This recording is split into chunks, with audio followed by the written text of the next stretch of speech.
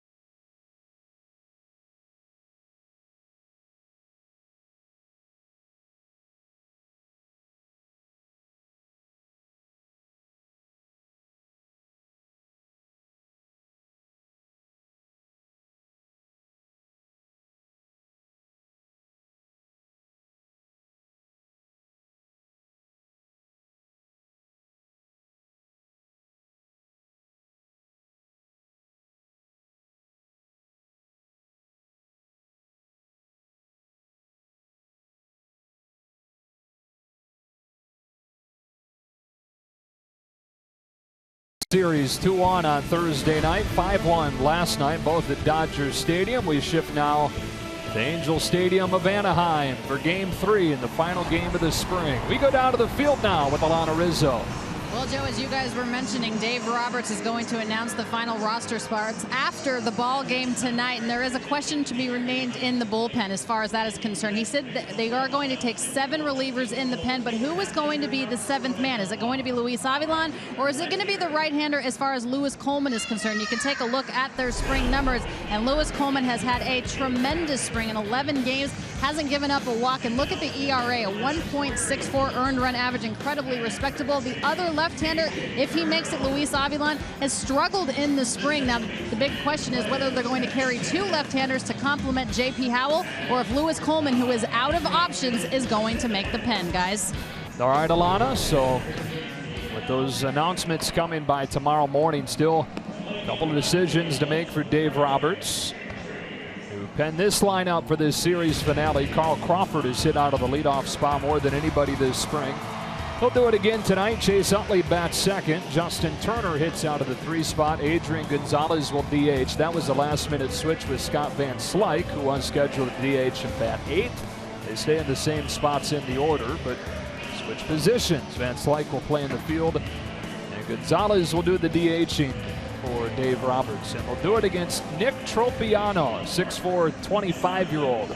Well, Nick Tropiano, you say he was 3-2 last year with the Halos with a 3.82 ERA. He comes at you with a fastball, and it's not very overpowering. Hovers around 91 miles an hour, but he's got a good slider and changeup to go with that fastball. There's about a 9-mile-per-hour difference between that fastball and the changeup, so he keeps hitters off balance. We talked about not being overpowering, but he still racks up the strikeouts. He averages 9 strikeouts per 9 innings pitched. We'll start the year at AAA Salt Lake City. Lost out on that 5 spot in the rotation to Matt Shoemaker. Gave up 5 runs in 4 innings on Monday in his final Cactus League outing, and was optioned to AAA following the game. So Carl Crawford ready to lead this one off. Hit out of the 5 spot last night against the left-handed pitcher.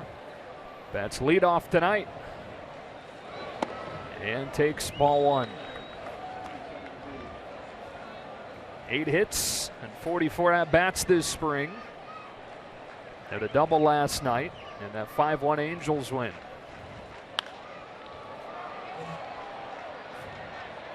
Long run for Craig Gentry. He's got it.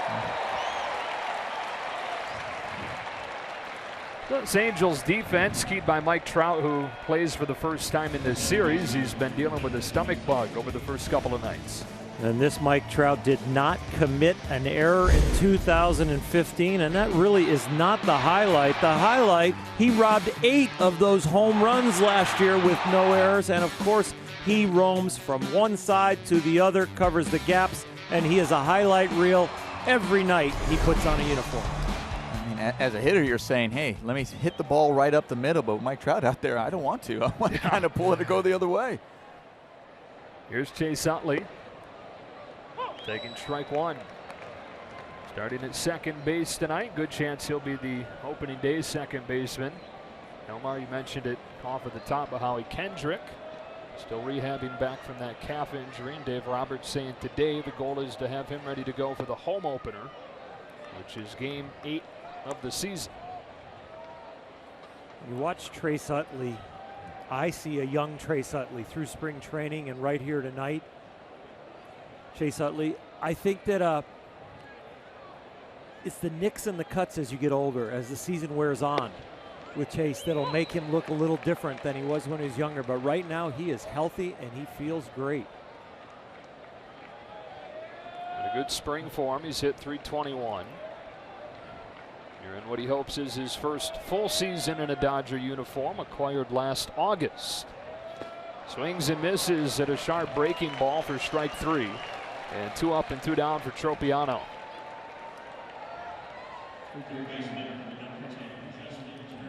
Tropiano there was a breaking ball, but he is got a great changeup also. Justin Turner now, who last night for the first time this spring went hitless. And 0 for 3 after getting at least 1 hit in each of his first 10 games this spring.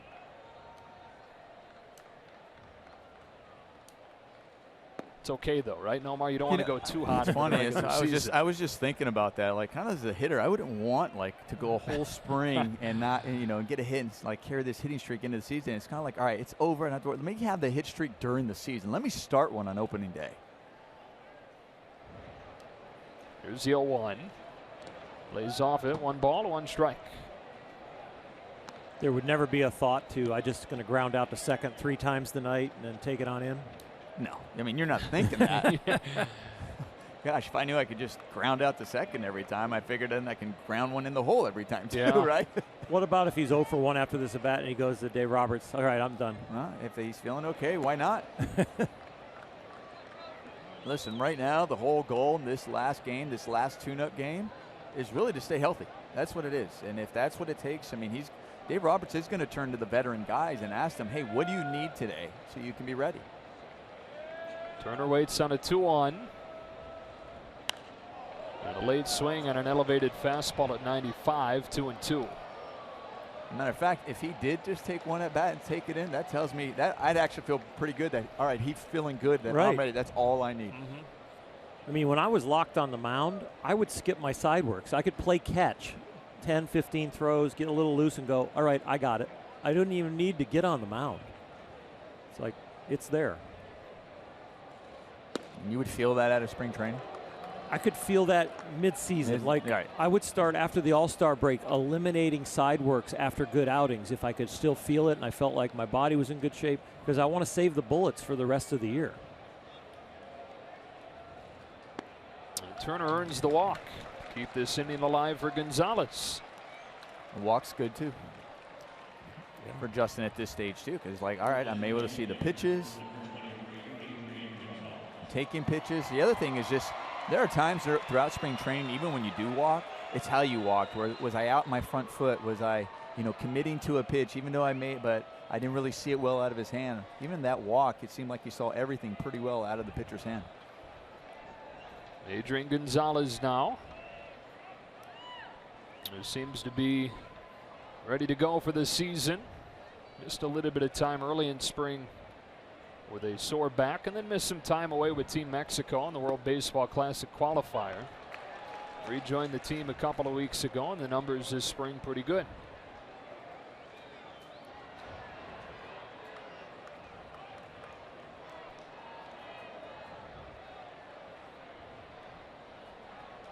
Turner at first after the 2-out walk.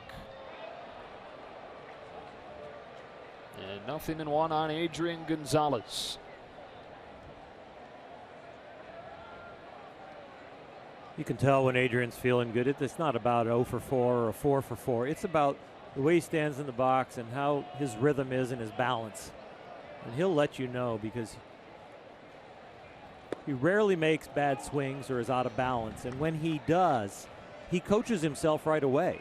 You see it right away, what he's trying to fix immediately. And I haven't seen him uncomfortable this whole spring.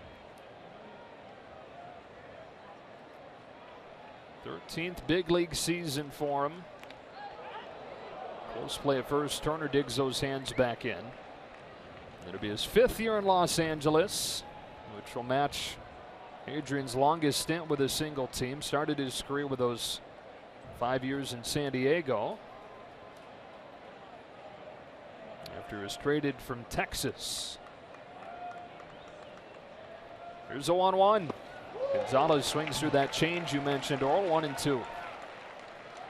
Well, when you fool a guy like Adrian Gonzalez, it means you have great arm speed with your changeup.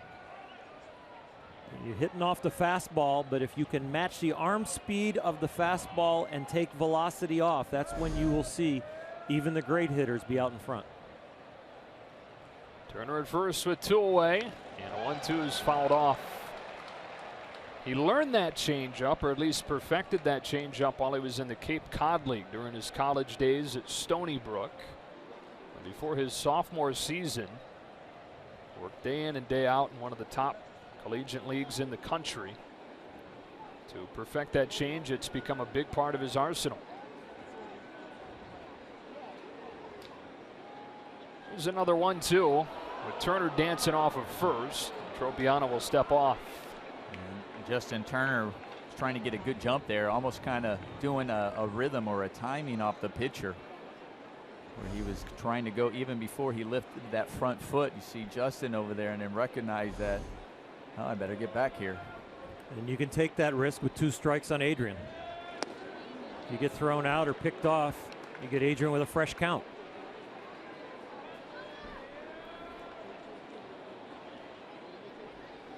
Turner had that off-season knee surgery. They've eased him back from it.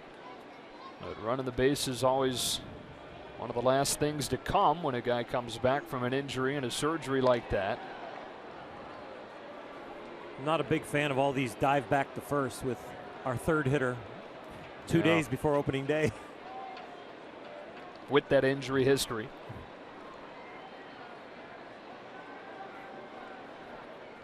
Turner walked with 2 outs, and now a 2-2 to Adrian Gonzalez. Tropiano paying a lot of attention to Justin Turner. Well, because Justin kind of has an aggressive lead over there. I mean, I know you're talking about all those dive backs. Well, if you want to eliminate those, or him thinking about it, you just take, you know, a half step closer to the first base. But so it's telling me that Justin probably feels pretty good. Little cue shot up along 3rd, and it'll be a base hit against the shift. The swinging bunt for a smiling Gonzalez.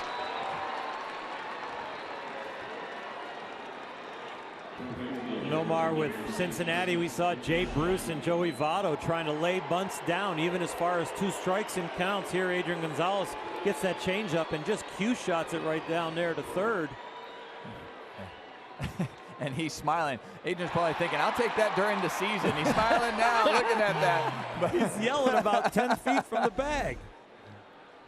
Couldn't have rolled it out there any better. But we've seen Adrian Gonzalez, he'll do it during the season. You want to shift, especially when he's leading off an inning. He recognized that, hey, I'm a leadoff hitter. I'm supposed to just be getting on base, not worried about maybe hitting that double or hitting out of the ballpark. And we've seen him square around a couple of times. A couple of 2-out base runners for the Dodgers. Let's see if they can cash in. Yasiel Puig out of the 5 spot tonight. Goes after the first one and fouls it off. Strike 1. These are the situations the Dodgers struggled in for much of last season, and in this series they've struggled. 2 for 18 with runners in scoring position this weekend. Well, because of Yasiel's tool set, which is he can hit for average when he's hot, he can definitely hit for power when he's got that stroke, and he's got wheels. Depending on how he goes, depends on probably where he's going to hit in the order. And Puig gets a high fly ball to left that he just got under, and Craig Gentry steps under it to retire the side. Didn't miss it by much, but the Dodgers leave a pair. And we go to the bottom of the 1st in a scoreless game.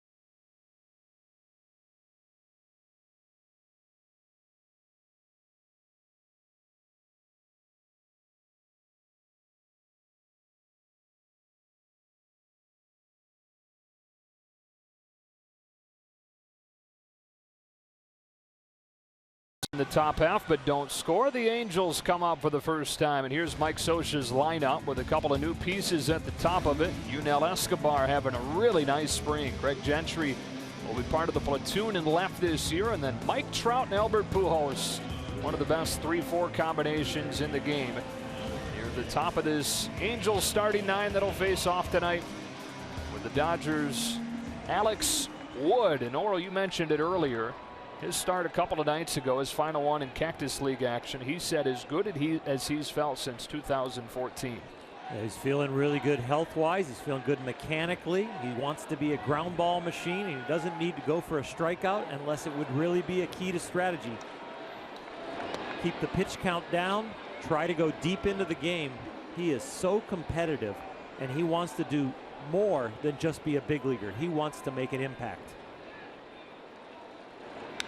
Escobar pulls a bouncer to Justin Turner. One away.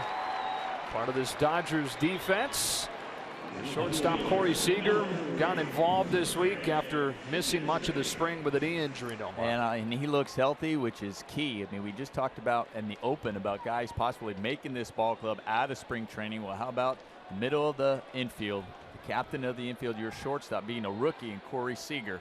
So talk about maybe a lot of pressure on his shoulders, but the good thing is he has veterans surrounding him to relieve that pressure. Greg Gentry takes a strike. Any concern about the fact that the Dodgers' projected infield for the season hasn't played a single inning together? You know, I don't think that. I mean, it's just a concern because you're thinking that's because of injuries. Gentry lays it down. Turner can't get it with a bare hand, and Craig Gentry has a bunt hit with one away here in the first. You were talking. I think it's a concern more because of the injuries, because they haven't been together, and that's what you're wondering. Hoping everybody's healthy as we take another look. This was just a perfect bunt. The only thing that JT could do right there was try to barehand it and couldn't come up with it. But I think as far as rhythm was concerned, I think they're going to be fine. I think because you have a lot of veterans. I mean, you know, once Howie's back, you know, he played some with Corey Seager last year too, even September. So I think they're going to be fine. And Corey's familiar with all of these guys, and they're familiar with each other. Mike Trout takes ball one, his first at bat this weekend, dealing with a stomach bug. Said he even lost a couple of pounds this week. Did travel with the team to Dodger Stadium yesterday, took batting practice. But his first action in the Freeway Series here. Woods 1-0. Trout goes after it, misses. 1 ball, 1 strike.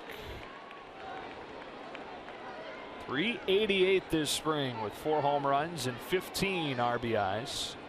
For a guy that's finished in the top 2 in the American League MVP voting all 4 years that he's been a full-time big leaguer. Runner at first with 1 away. And Wood will check on him.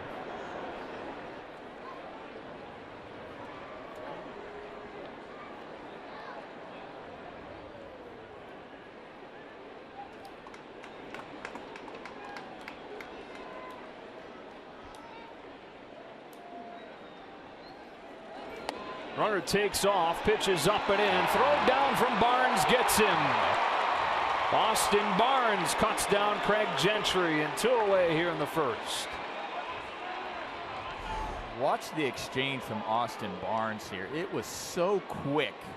I mean, it was luck. He was fortunate to get a high fastball up in the zone, but despite that high fastball, he released that so fast, and he got Gentry easily down there at second base.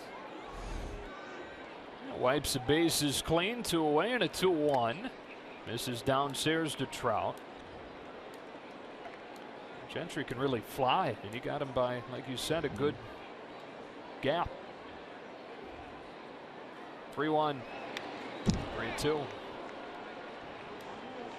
I don't want to go off the handle, but that was one of the better throws I've seen in the last few years. Wow. That was really, really good. I mean, you can't get it any faster other than throwing the ball from your knees if you have a low pitch. Comes Wood with a payoff, and Trout takes ball 4. Wood wanted it. The home plate umpire Pat Hoberg says he hooked that curve around the plate, and a 2-out walk keeps the inning alive for Albert Pujols.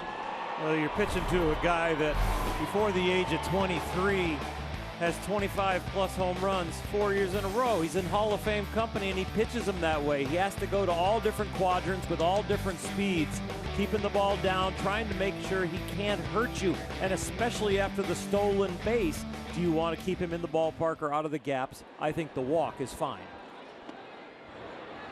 Strike one to Albert Pujols. 10-time All-Star, 3-time MVP. He was an All-Star for the first time in an Angels uniform last year when he clocked 40 home runs.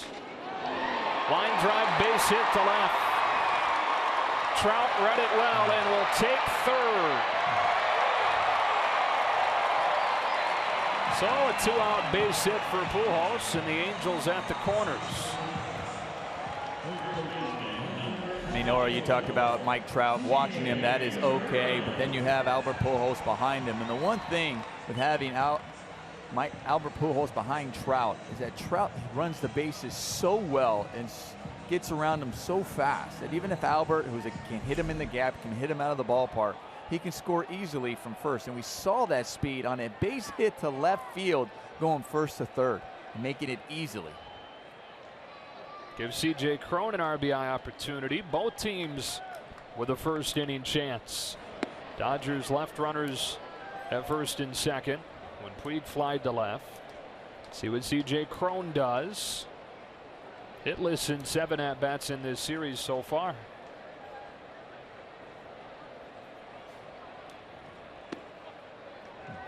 And Mike Trout does run the bases so well, but I think knowing Mike Scioscia and the way he manages, he will actually label an outfielder that if the ball is hit to them, I want you to take the extra base. And I think that he would put that label on Carl Crawford. Well, I'll tell you, Angels, year after year after year, are always in the top as far as teams that go from first to third. Yep, even with 2 outs. Yeah, absolutely. I mean, that's one of the things that on the scouting report, when you're coming in to play the Angels, you know, look, they will take that extra base. Be ready. Rifled foul, and it's 2-2.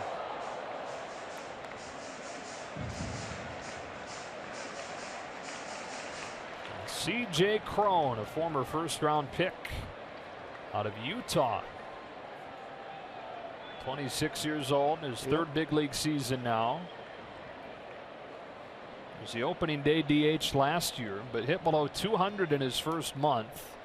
Went down to AAA, was there for more than a month, and after getting called back up, finished well, hit around 300 after his late June call-up. Cron bounces one to third. Turner charges. Cron doesn't run well, so Turner with time to throw him out, and the inning is over. Both teams strand a pair in a scoreless first inning.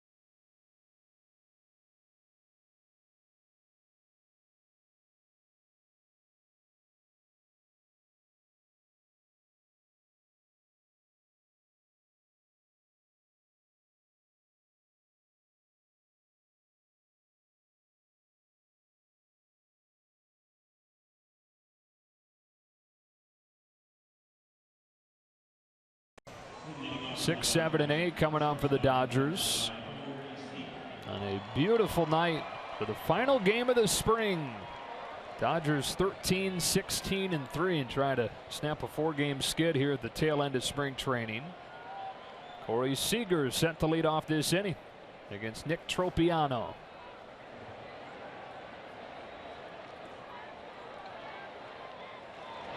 Seager 3 for 5 in this series. This is only his 8th game of the spring. Tweaked that knee early on during spring training, and they took a conservative approach bringing him back, getting him some minor league action, and before getting him back into the big league lineup here for the Freeway Series. When you're in spring training and you have a guy with a borderline injury, is he going to make it to opening day or is he not? And does he have to go on the DL? You work him out mostly on the minor league side when it comes to game action. Slicing liner to left for Gentry for the first out of the second. It's the first time that he appears in a big league game, and let's say he tweaks it and now can't make the opening day roster. You can't make it retroactive, where this year it's the 25th. So if Seager would have been in the big league games and all of a sudden they wanted to retroactive a DL, it has to go back to the last time he appeared in a big league exhibition game. And so they waited as long as possible, and it really shows me that they're really confident that he's healthy and ready to go because he's in big league exhibition games. Jock Peterson now for his first at bat of the night. Takes ball 1. So it's good to see Corey Seager back into the fold from the injuries. Still some others dealing with injuries. The Dodgers hoping to get back before long. It's 2-0 on Peterson. Alana Rizzo, you've got more on a couple of those guys. Well, I think we anticipated the fact that Howie Kendrick, still dealing with that left calf tightness, was going to start the season on the disabled list. It's looking more and more like that is the case. Yasmani Grandal, they were a little bit more hopeful about him, hoping that he would join the team here in Anaheim. That is not the case. It looks like he is going to also start the season on the DL. Dave Roberts not making it official, but saying both of these guys are leaning towards the DL for opening day. They should be ready to go by the home opener on the 12th. There's a 2-1 to Peterson, and it drifts outside. 3 balls and a strike. Right now, that's all good news, and hopefully they will be back by the 12th. But it falls right in line what you mentioned about Oral, about that date being the 25th, because that you retroactive back to March 25th. You're going to look at about, you know, that 5th game, 6th game for the Dodgers, or right before they come home, where they could be coming off around the 9th. So it allows them to get that full recovery. And hopefully they will be ready. I mean, that's what they're anticipating, but you know, you're dealing with a calf, you're dealing with some forearm tightness, you just never know. But they're getting their work in. And Peterson takes just off of the edge for ball 4. Second walk for Tropiano, and a 1-out base runner for the Dodgers. You see the glove just moved just slightly away, sitting on the corner, and the glove is moving away from the strike zone. Those borderline pitches usually get called a ball. Here's Scott Van Slyke. First time he's hit out of the bottom part of the order this spring. What has been a very good spring for him. Making the start at first base tonight. Adrian Gonzalez doing the DHing. Van Slyke figures to see plenty of time in left field, especially over the first half of the season. Andre Ethier out with a fracture in his leg. So Van Slyke figures to see much of the left-handed pitching. You talk about who might be playing where, Joe. It's also coming down that we're seeing the lineup kind of shape up also the last few days. Dave Roberts wants to get guys comfortable of where they're probably going to be on certain days. Van Slyke hits a fly ball to left. Gentry started in, now goes back on it and makes the play at the edge of the track. 2 gone. A little different than Arizona, Nomar. Or in Arizona, that one, you know, probably goes out, carries out with that lighter air, but I also think that got in a little bit on Van Slyke as well. He didn't barrel that up. He would say, oh, I just missed that, to square it up and hitting a long way where it would go out of any ballpark. You can see that reaction from him right there going down to first base. It's a couple of balls just missed by Dodgers hitters in 2 innings. Puig got just under 1 in the first. And Slyke gets that one off of the handle and brings up Austin Barnes. You know, you're talking about Arizona, Oro, and it's interesting. J.P. Howe got interviewed the other day, and he was talking about his spring, and he was talking about how different it is. He goes, listen, I don't take much into my numbers in Arizona spring training as compared to Florida spring training when he was all those years, just because knowing the way the air is different and the way the ball carries. And I know you always talk about that too as a pitcher, from the humidity and gripping the ball and the movement. It's just not the same. It really is about the humidity. When we're in Colorado, everybody talks about the altitude, but it's really about the water molecules in the air, that you have something to bend the ball against, and the ball then, when it's hit, if there's humidity, it gets knocked down more.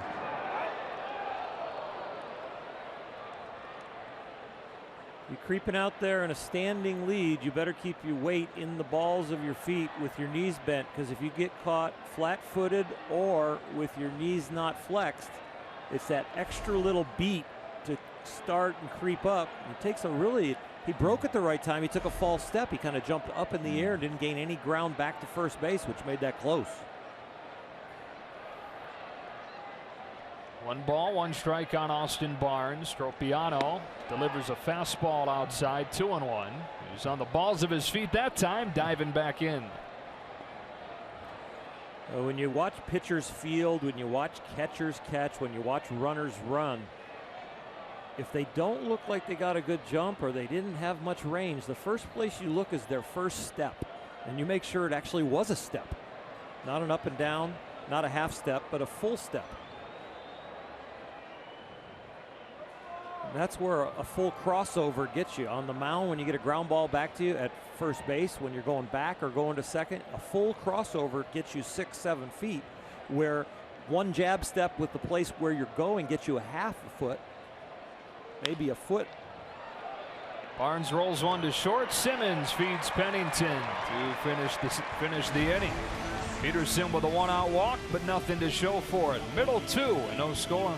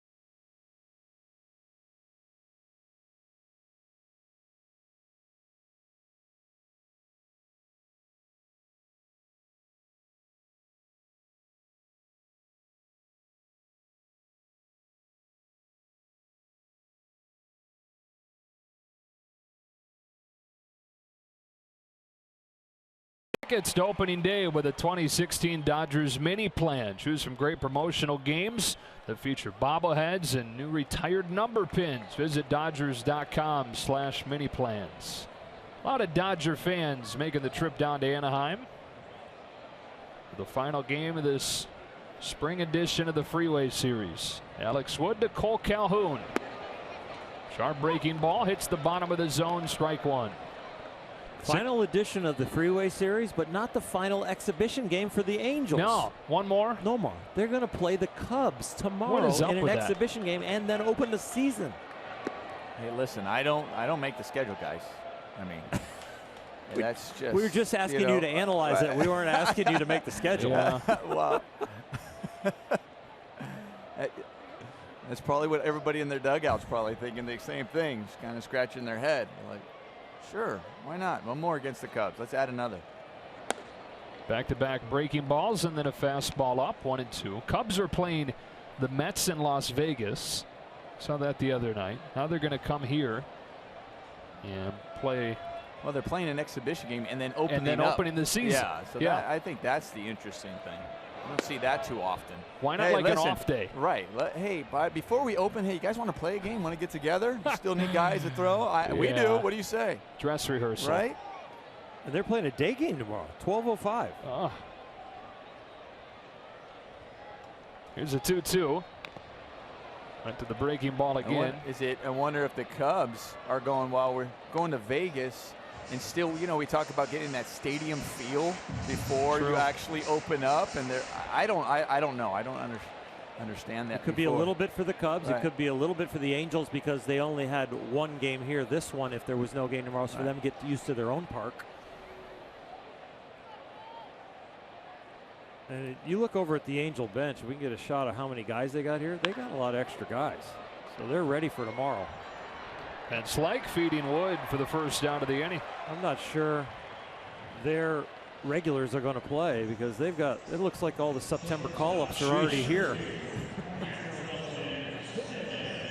And so with that being the case, at least it's here and not Wrigley Field, because I hear that's an awful place to be in September as a visiting team with a full 40-man roster called up. I was just about to say that. A lot of times you run out of hot water. Yeah. That looked like a early spring training bench where it's always filled. This is one of the new additions for the Angels. Andrelton Simmons over from the Braves this offseason.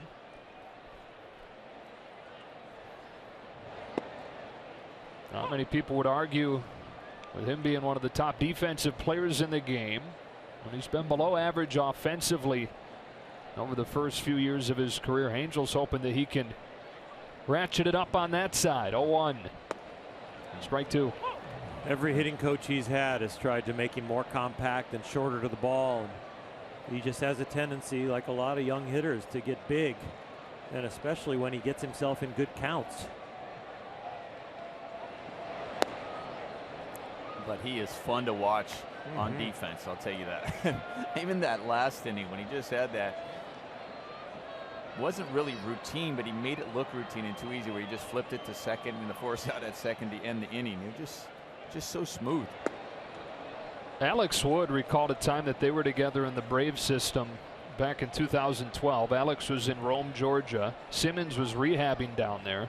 First time that he'd met him, it was during batting practice. Wood was shagging balls in the outfield while Simmons was practicing taking ground balls at short. Going to be a tough play here for Utley. Shovels with his glove, and Slike can't pick it out of there. And Simmons is aboard. But anyways, Wood is out there watching him take these ground balls, and he boots a couple in a row, and he's taking bullets. You know, they're just drilling these at him. Simmons takes his glove off and throws it 30 yards down the left field line, right in the middle of batting practice. And Alex Wood said, first of all, who in the world is this guy? What kind of standard is he holding himself to? You know, 4 hours before the game in BP, and muffs a couple of hard hit grounders, throws the glove into left. And then you watch him now, you're like, now I know why he gets upset. Yeah. Because he doesn't miss anything.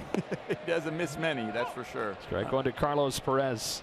I was standing next to our old friend Alfredo Griffin, who was hitting ground balls to short during those warm-ups before the game. And I said, you know, Alfredo, break them down for me. He goes, well, the arm's amazing. I said, the hands are off the charts. I said, well, what about the range? He goes, he gets to everything because he makes a great break, but he doesn't have great feet as far as speed. You see how long his legs are as he makes that turn and gets into third. So underway, he starts to run well, but his first couple steps, those legs are long, and he is great at reading the ball in the strike zone and getting a good jump. Back-to-back hits here. Simmons with a swinging bunt, then Perez drills one into center, and Simmons easily goes first to third. And that's the stride you're talking about, Oral, but at the same time, we also talked about the Angels, how they go first to third. And that, I mean, it's so important to be able to have that mentality about going first to third. It's not about always stolen bases, but it's being aggressive on the base pass and being smart. And that's what the Angels, because it changes this at bat for the hitter with one out, and then you're at third base. They were best in the league at 44% last year. Going first, fifth best in the league. I apologize. Cliff Pennington out of the 9 spot, looks at ball 1. That's one of the categories that Dave Roberts and this new regime would like to improve for the Dodgers. They were near the bottom of the league in extra base taken percentage. Made that change at third base coach midway through last season. Here's Woods 1-0. It's bunted foul. 1 ball, 1 strike.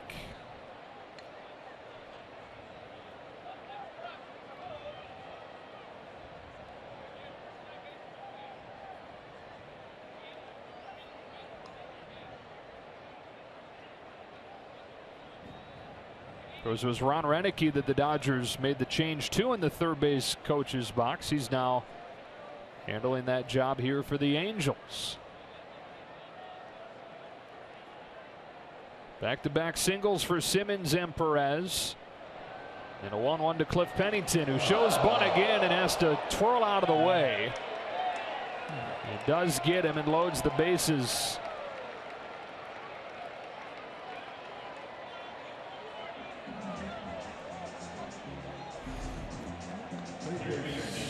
We'll tell you that once you square, second time with a man on third and 1 out, pitchers are thinking squeeze. And if you really want to attack the squeeze defensively, it's up and into the hitter, because you got a chance to get a pop-up. And if you do hit him, you're setting it up for a double play and you're not giving up a run. You gotta see your light flash before your eyes there, don't you? Absolutely. Oh. But for guys like Cliff Pennington, who bunt an awful lot, it's really flash before your eyes for guys who don't do an awful lot. And when they do ask to square around and then all of a sudden it comes at you, yeah, then you're scared. But that's part of, that's really part of Pennington's game. He's always been able to handle the bat. And also that's what Mike Scioscia likes. He likes those guys like that bring the versatility, such as Cliff Pennington, take that extra base, handle the bat. They will bunt, hit and run, move the ball around, put some pressure on the defense. Top of the order for the Angels now, Yunel Escobar. Grounded to third his first time. And takes one just off of the edge, 2-0. First year in an Angels uniform. Spent last year with the Washington Nationals and had a really good year, one of his best seasons. Dangerous pitch here, 2-0.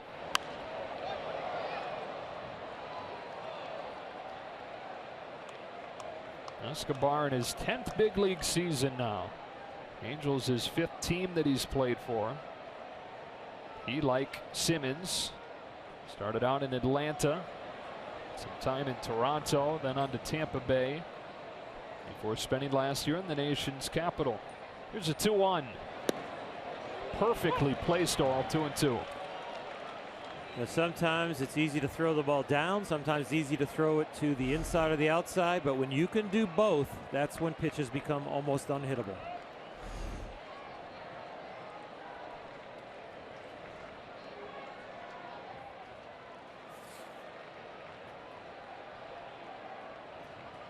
Barnes sets away on a 2-2. Hard hit to second. Utley feeding Seager, who turns the double play. 4-6-3 gets Alex Wood out of this jam, and the Angels leave them loaded, leaving it scoreless. Hard hit, pitcher's best friend, a double play. Chase feeding Seager, coming across, completes it easily. High fives all around.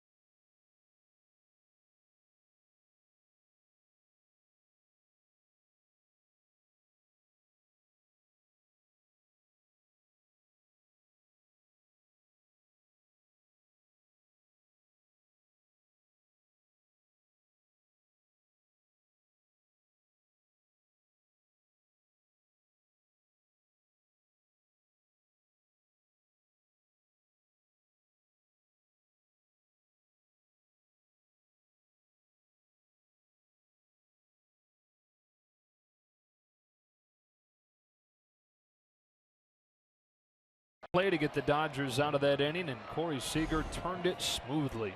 I'll tell you, Oral, you and I were talking about that new rule now where the base runner has to slide into the base.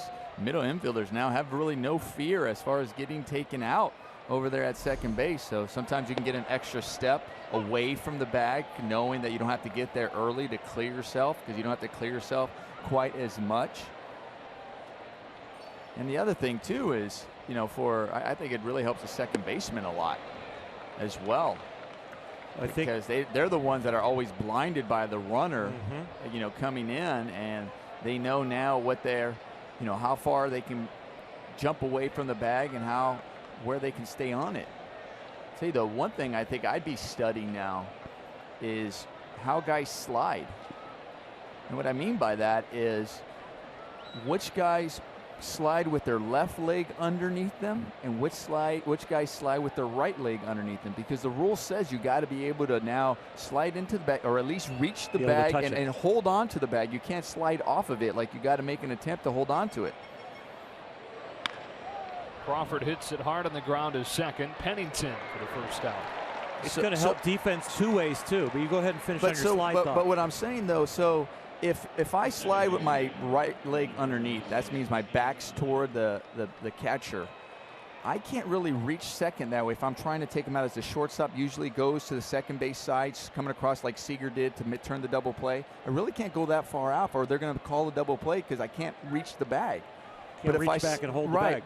If I slid with my left leg underneath me, I could actually go farther out from second base and reach the bag with my arm and hold on to it, so I can actually try to kind of take out the guy or try to break up the play easier that way.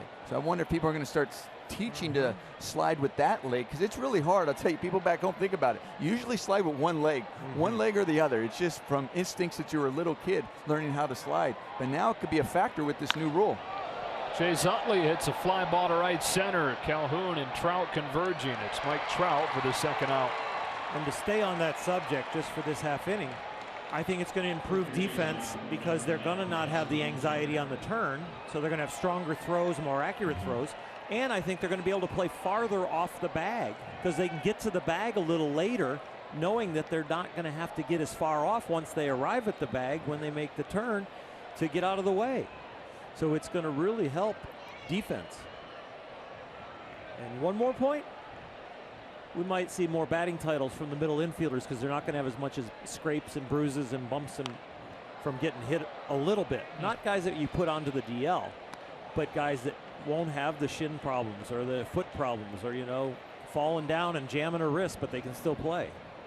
Justin Turner got spiked pretty good on a slide in the final game in Arizona a few days ago. Waits on this 0-1 from Tropiano. What do you think, Nomar? The catchers play with the most borderline injuries and it affects their offense, but who's next? Shortstop, second base? That's a good one. I would argue that they definitely... The wear and tear of those positions? Yep. I mean, definitely the catcher. There's no question about what the catcher has to go through. Wow. But I think about your days. The middle infielders, but every year you put a uniform on, you had a chance to win a batting title, and think of the minor injuries you played with. But I'll tell you what, I would never blame because I was getting taken out at second base. No, you can't say it. No, I would never. Turner back up the box for a base hit. He's reached both times. Had a walk in the first and now a single to keep this third alive. Good. We talk about, Justin, we had a streak over there in spring training. All right, 0-for-3, that's good. Let's start a new streak. This is the last game, last tune-up game. Got a walk and then a nice hit right back up the middle. So perfectly done. You get the confidence going with a 10-game hitting streak.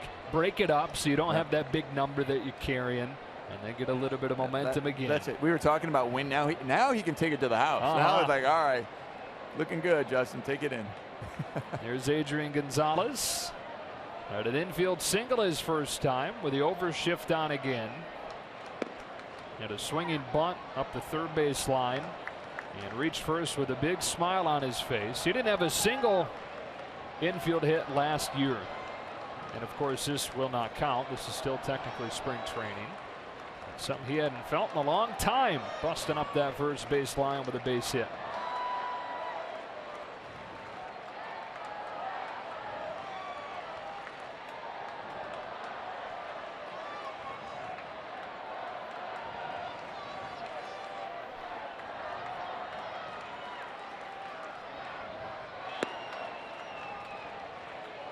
I wouldn't be surprised if Adrian's sitting on a changeup. He looks very relaxed in the box and almost like he's late loading, late engaging mentally, because he did get 2 or 3 changeups in the first at bat, and he's a smart enough hitter to say if he stays that way, he might sit on it.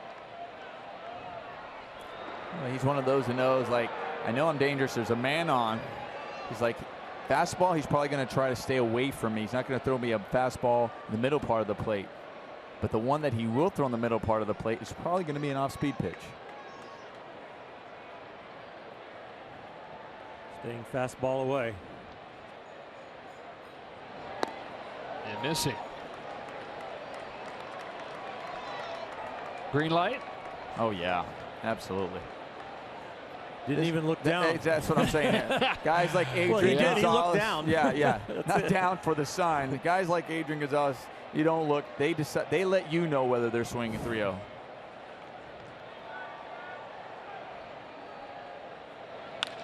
And he drives a base hit down the left field line. Turner going first to third. Gonzalez throws on the brakes after a wide turn. And the Dodgers have them cornered with 2 gone here in the 3rd inning. 3 and 4 in the Dodger lineup, yet to be retired tonight. Well, we talked about his at bat before. We saw a couple of changes, even one off the end of the bat to get the base hit, but there is down and away, then 3-0 staying away. With Adrian with a green light, what's so impressive about Adrian, 3-0. When you have the green light, you're thinking, okay, here comes the big swing. If I get one, maybe that's the pitch I can drive out of the park. No, he still stays back, gets one on the outer half, and goes the other way. Very impressive hitting. And it again brings Puig up with 2 on and 2 out, like it was in the 1st inning when he flied to left. Solid contact, but just got under it.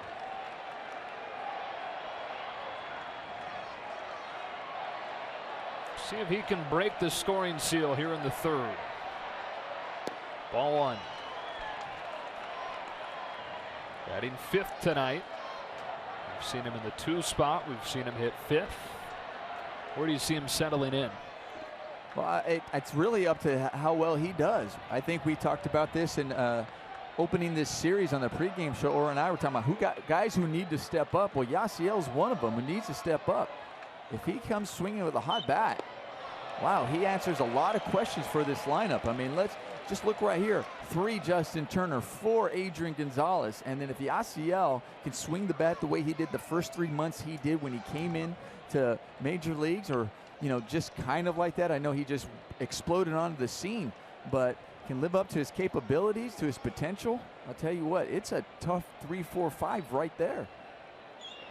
Only player that ever had more hits in his debut month than Yasiel Puig, Joe DiMaggio, back in 1936.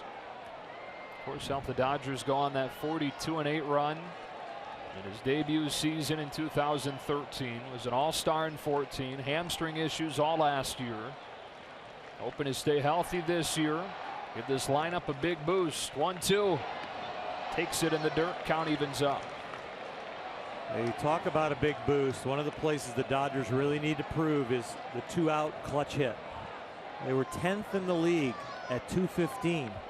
Number 1 in the league was 272, the San Francisco Giants. And that talks about the length and depth of your lineup when you can get those 2-out hits, those 2-out RBIs. Puig strikes out swinging. He's left 4 on base in his 2 trips up tonight. And we are still scoreless as we go to the bottom of the 3rd in Anaheim.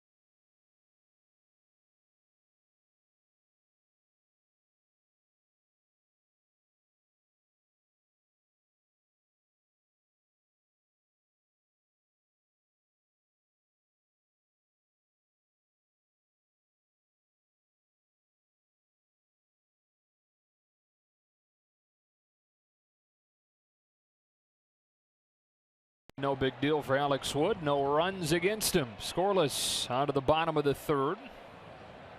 With Nomar Garciaparra, Oral Hershiser, Alana Rizzo. I'm Joe Davis.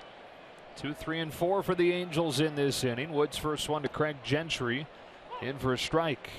Came over to the Dodgers from the Braves last year. And wound up over the course of the year putting up what were a pretty good margin, the worst numbers in his young career. But it came out after the year, Oral, that he was dealing with an injury that was really impacting things. It was his foot and his ankle, and most importantly, it was on his landing foot that he was dealing with it. And it was throwing everything off in what was already a pretty unorthodox delivery. 1-2. If you're going to have anything wrong with either leg or either foot, you want it to be your back leg, not your landing leg. That takes all the pressure. And the reason it fouls up everything is if you land unconfidently or without strength or in pain,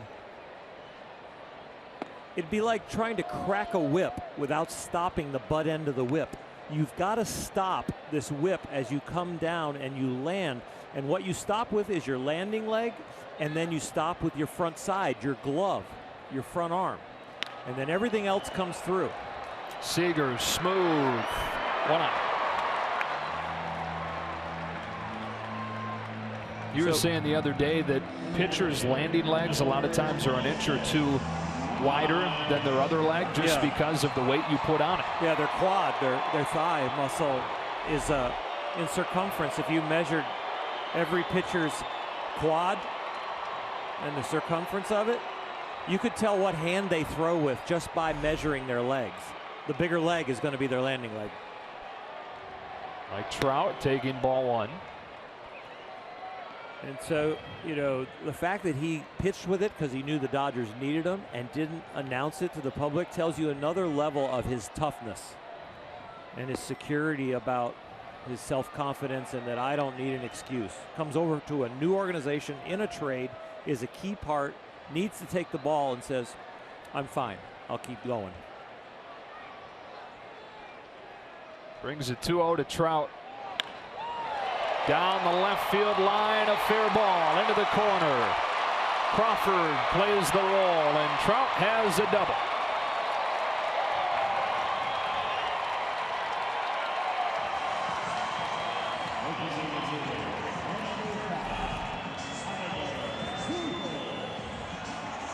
Looking for that ball down and in, and this is what Mike Trout's so good. That was down and in. It was a breaking ball. It was going there, but he still manages to get that barrel to the ball.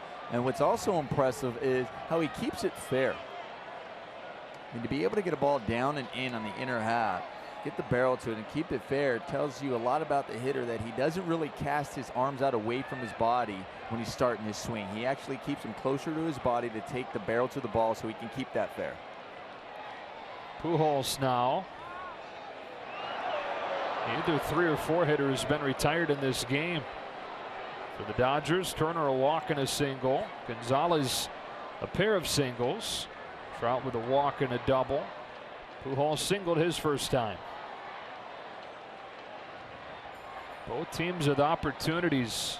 Base runners in all 6 half innings so far.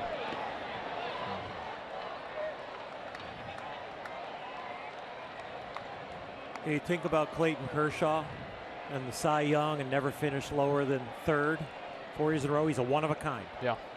There's a 2 of a kind at second base. There's only 2 guys in the history of the game that have been in the top 2 4 years in a row in the MVP voting: Mike Trout and Yogi Berra.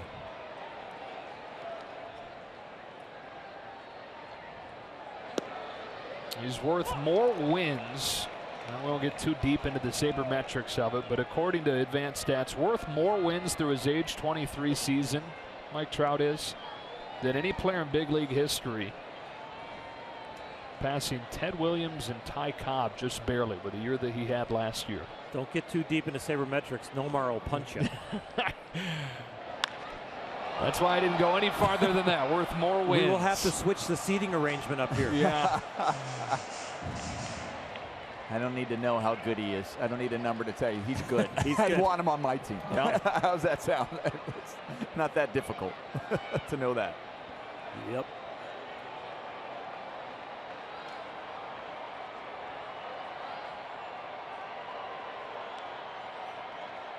Wood to Pujols with a 1-2 pitch. Line to second. Utley's got it. Chase Utley playing some sparkling defense tonight. 2 away.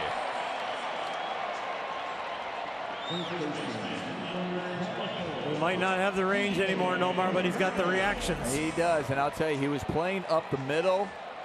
That's the way they had Albert Pujols. Matter of fact, that's why he had it the first time. The first pitch on Albert Pujols, a dive back. They tried to pick off Trout because Chase Utley was over there near second base. He was actually playing over just slightly on that pitch and still managed to lay out, come up with a nice play. Brings up C.J. Cron.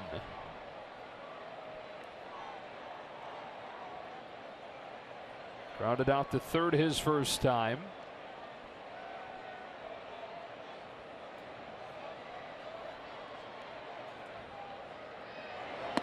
Cron figures to see the bulk of the ABs at first base this year. That's because Albert Pujols will likely be the designated hitter for this Angels team following the offseason foot surgery and the injuries that Pujols has dealt with pretty consistently since arriving here in Anaheim.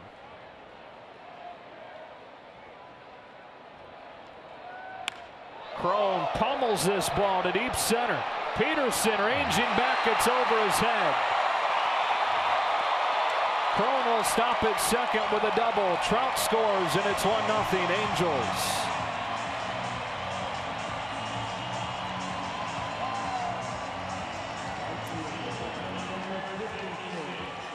C.J. Cron crushes this ball to center field, and right off of the bat, looked like Jock Peterson might have had a beat on it. I mean, one of the toughest balls to judge for an outfielder and even for an infielder is the ball right at you, and that was right at Jock Peterson, and it looked like he was going back, and then realized it was just too far out of his reach. That ball had some carry on it because it was hit so hard. Second double of the inning against Wood. Plates the game's first run, brings up Cole Calhoun. In the air to left. Crawford coming on. And that's the inning. But the Angels played the game's first run and a 2-out double from C.J. Cron. On to the fourth in Anaheim.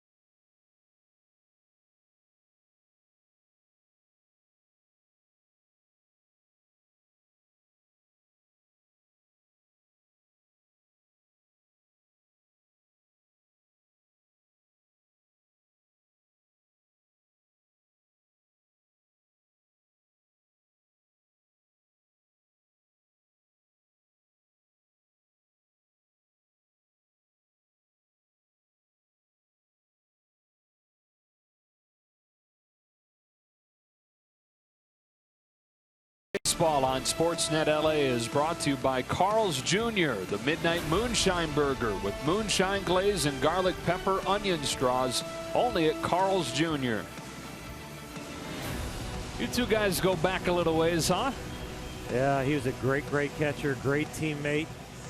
Won a world championship together, and he had a huge home run off of Dwight Gooden in the National League playoffs that pulled us out of that series, and then ended up getting hurt in the World Series during the National League playoff and then the World Series in '88. And Rick Dempsey got to catch the last out, but Mike Scioscia was there in spirit.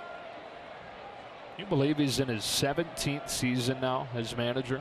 Longest tenured in the majors. One of the longest in history to start managing a club and stay with them. Corey Seager jumps at the first one, fouls it off, strike one. Took over in 2000. Some familiar names at the top of that list. Walter Alston on 23 one-year contracts.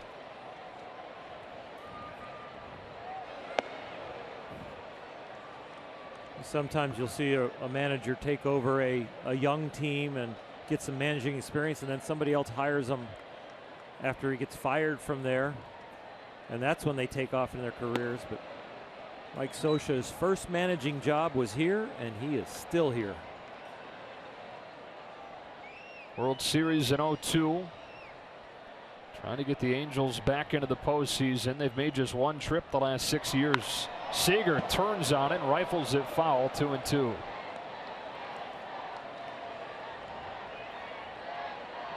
And the best record in the majors 2 years ago, the Angels did, but then were swept in the ALDS.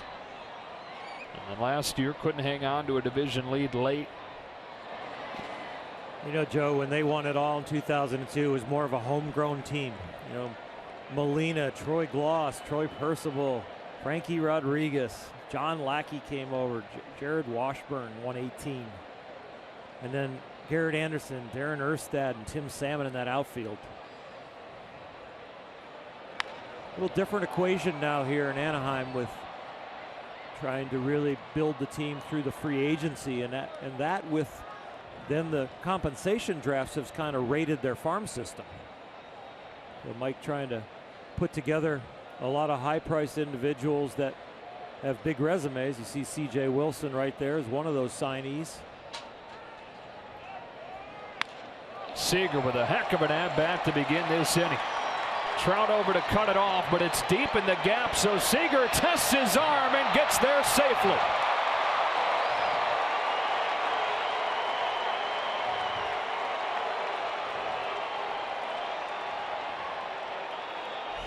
Well, we talked about Corey Seager. Will he be ready for the season? Well, I think that at-bat shows an awful lot, especially when you're dealing with a knee injury. Does a good job battling that entire bat, going the other way, but then hustling to turn it into a double as Mike Trout cuts that ball off. But you see Seager going there, recognizing it, thinking it right out of the box, going in hard and safe.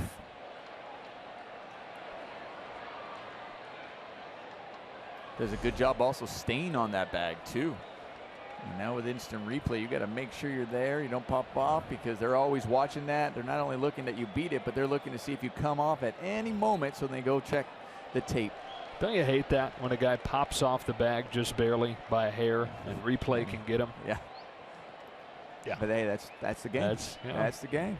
Well, they're getting them on the pop-up slide more too, where they stop short of the bag because they're popping up and they don't ever get to the bag. Right. And then they step over and then they're safe. Jock Peterson walked his first time. Swings himself out of his boots there, 0-2.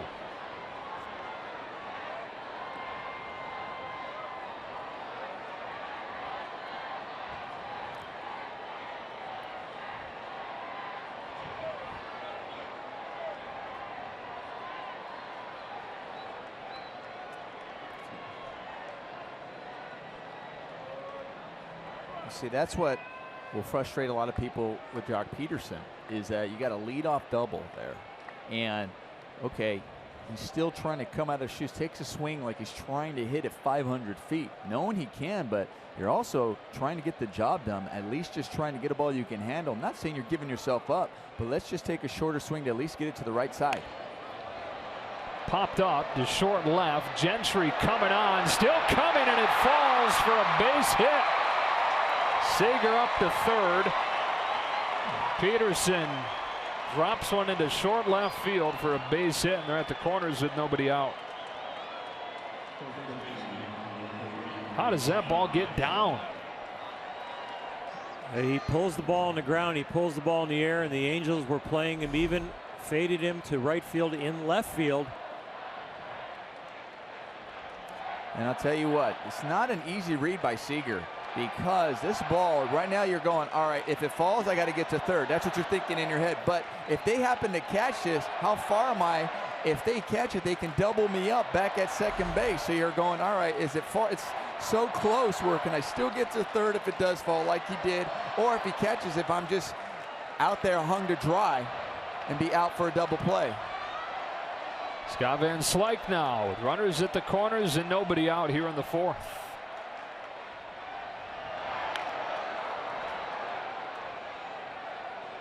Slide to left his first time, just barely got it off of the handle. Gentry went back to the track to catch it.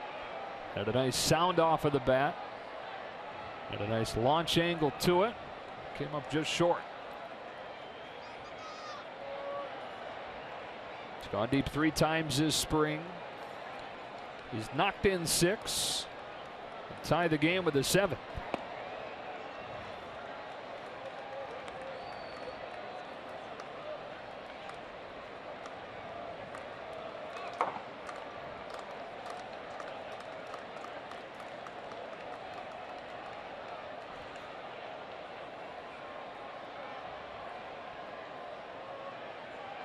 So 65 pitches into this outing for Nick Tropiano.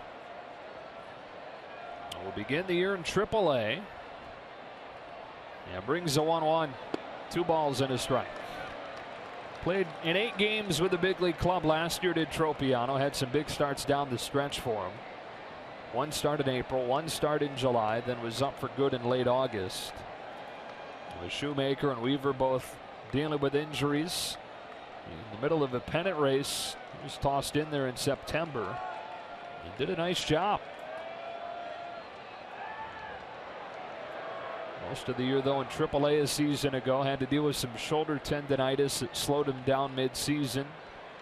And then went into camp battling for attention for that 5th roster spot. Some injuries opened it up, but he wound up losing out on it to Matt Shoemaker. It was optioned to AAA on Monday. Van Slyke pulls it foul.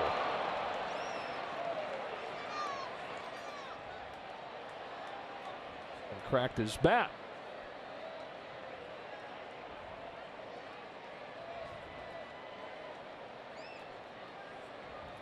Well, his last at bat, Van Slyke got jammed just a little bit of that fly ball out to left field. Just didn't get it. And on that one, he gets it off the end and cracks his bat. So now you got the one in, you got the one out. Now it's time for the one to barrel it up. He's going with the blonde barrel. He broke a black bat, and he's got a blonde. Going natural. Do you have like a number 2 on deck, a bat that you know you're going to get if you break that first one? Yep. You ever have the wrong one brought out to you? No, the bat boys are pretty good. Boy, they know. They know. Usually, too, your numbers are on the knob, so they recognize that.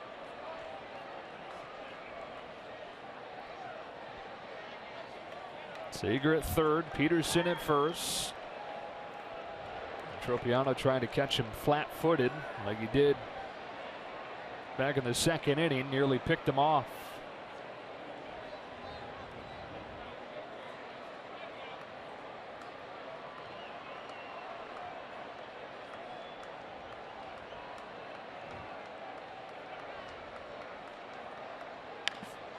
Bounce to third. Escobar goes to second for 1. They turn the double play, but the tying run scores. So 5-4-3 to get Van Slyke, but Seager's in from third, and it's a 1-1 game. You say, why doesn't he go home and cut down the run? You get the double play, so you stay away from crooked numbers on the scoreboard. It's early in the game. If that run would be consequential at the end of the game, maybe they go home and not try and turn 2. Right now, they'd rather give up the run and have 2 out, nobody on. So the 9-hitter Austin Barnes comes up with the bases empty. Looking for his first hit of this series. It is his first start. A.J. Ellis making the starts in the 2 games at Dodger Stadium. Barnes had a pinch hit at bat in both games. 0 for 2. It's coming our direction. Into the Angels TV booth. Mark Gubiza, their TV analyst, was telling me right before the game we are in prime foul ball territory. And he wasn't kidding.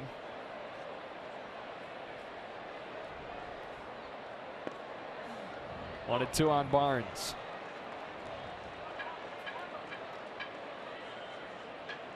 Nobody made a play on it, did they? No. And they eat with those hands over there.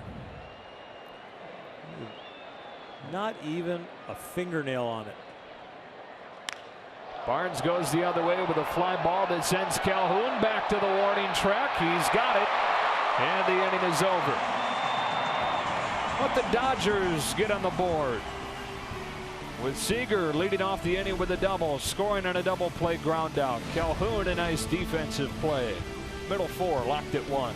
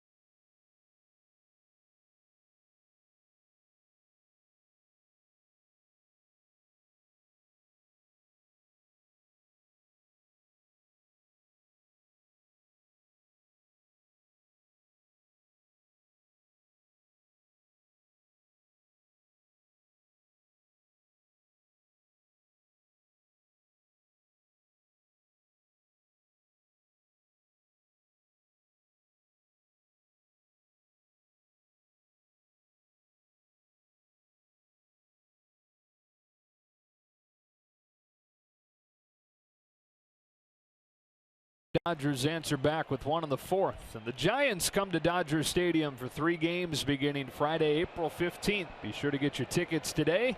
Go to Dodgers.com/tickets. Back half of the opening homestand of the season that begins with the Diamondbacks coming to Dodger Stadium.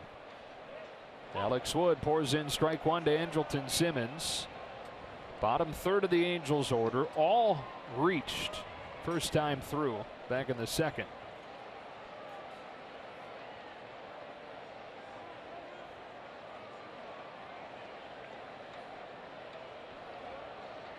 Simmons in his first season in an Angels uniform after the 4 years in Atlanta. Pops one off with a handle, back of first. It's Utley, 1 away.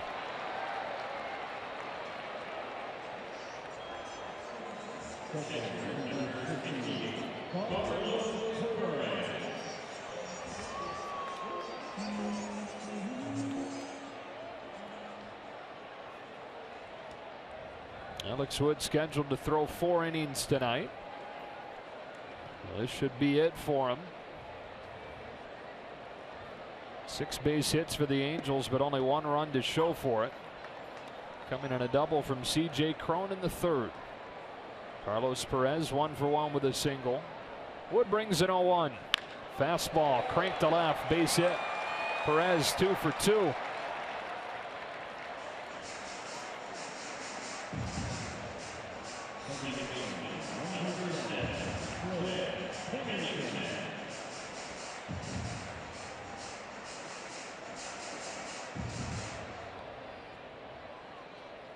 So now the 9-hitter Cliff Pennington, who was up there trying to bunt in the 2nd, got hit by a pitch while he was scurrying around.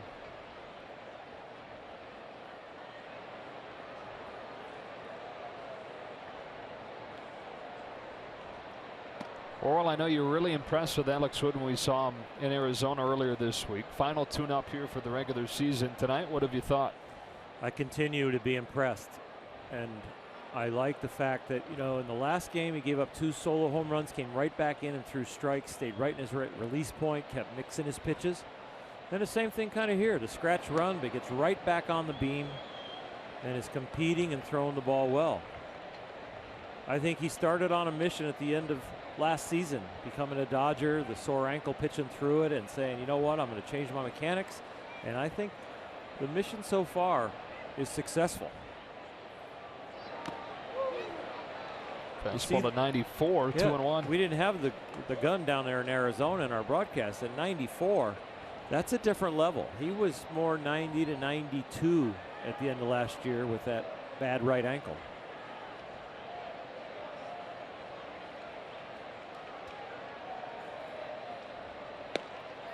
Nice pitch, 95, 2-2. Yep. And where there's arm speed for velocity, there's also arm speed that will increase spin. So there'll be better depth to his changeup as far as the movement. There'll be better differential between the changeup and the fastball. There'll be better spin on the breaking balls. That'll have more break and sharper break. Woods got it. Will go to second. Utley's there for one, and Van Slyke comes off of the bat.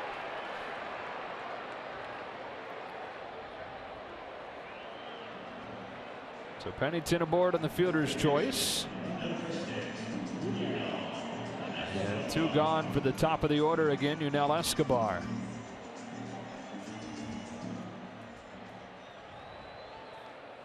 This will probably be Alex Wood last inning, just for the tune-up.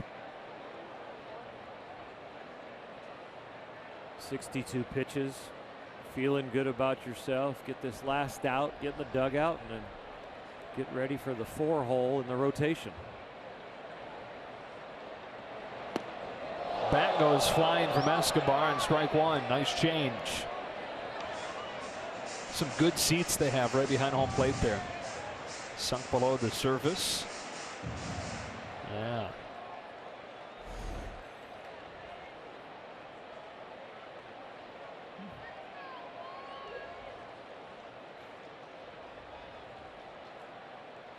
Sometimes it just gets away from you.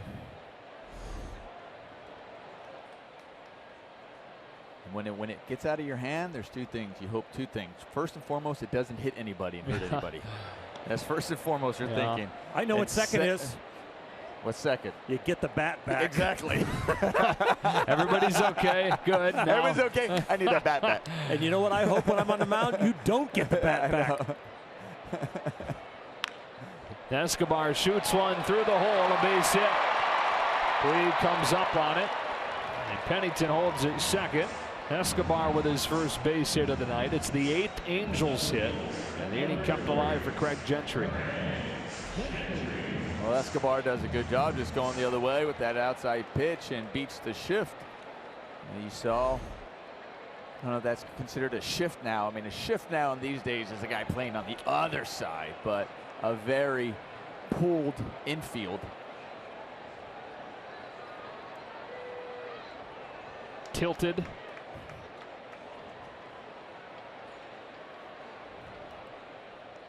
Gentry 1 for 2.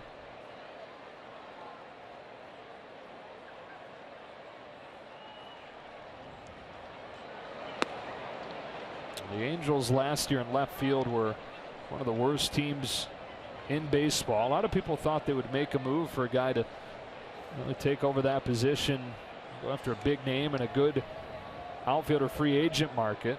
They got Craig Gentry and Daniel Nava to split the job, both of whom have been good this spring, but just not what most people had in mind when that 2015 season finished for the Angels. Remains to be seen how that platoon works out for them. They have signed Shane Robinson this week as some insurance for that spot. 3 balls and no strikes on Craig Gentry, with Mike Trout waiting on deck.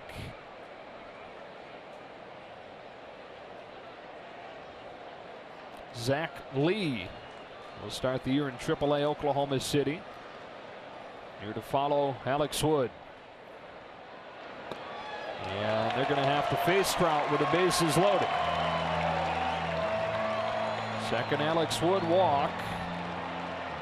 And Dave Roberts comes out of that first base Dodger dugout. They will make a change to Zach Lee. All 3 runners on base, Wood's responsibility. Lee will try and keep that line clean and keep Wood off of the hook. Mike Trout to the plate with the bases loaded in a tie game against Zach Lee when you come back.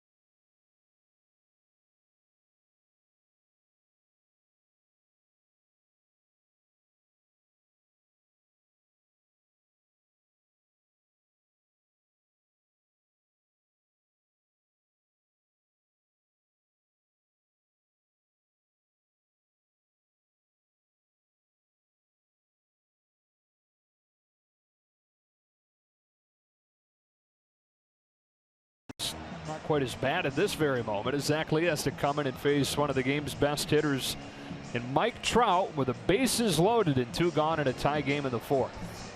First impressions and lasting impressions. You come in here, you get Mike Trout out here with 2 outs. Whether you're going to AAA or not, you keep yourself near the top of the list as an alternative when the Dodgers need pitching the rest of this year. Well, Zach Lee will take this as a challenge and a slight audition.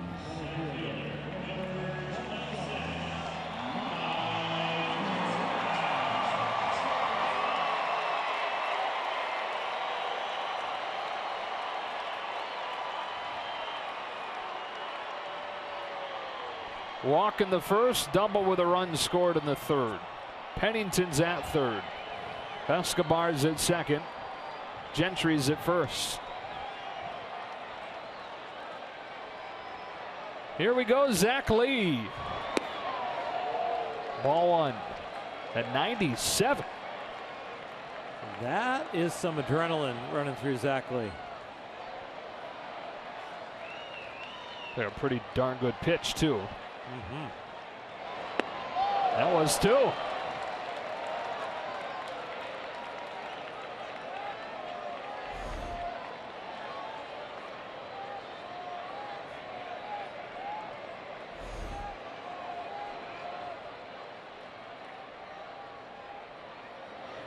Breaking ball, hammered left center, falling down, base hit. Gentry on the move. It will unload the bases.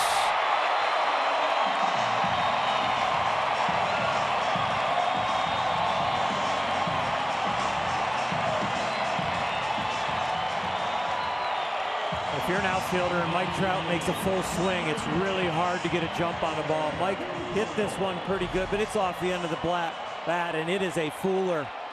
Slider low and away, gets the bottom of the bat right there. He doesn't scorch it, but he hits it right in the right place.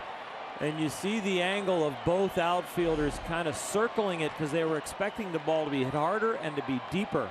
No one really took a route to try and catch it. Brings up Pujols. I'll tell you what I was impressed with is the fact that Craig Gentry scored all the way from first on that ball. Yep. I mean, that ball wasn't, you didn't see the outfielders have to go at an angle behind them in the gap. They were coming in on that ball because it was off the end of the bat. Granted, it was 2 outs, so he was going, but at the same time, still, what a great read and great jump on his part, and he scored easily.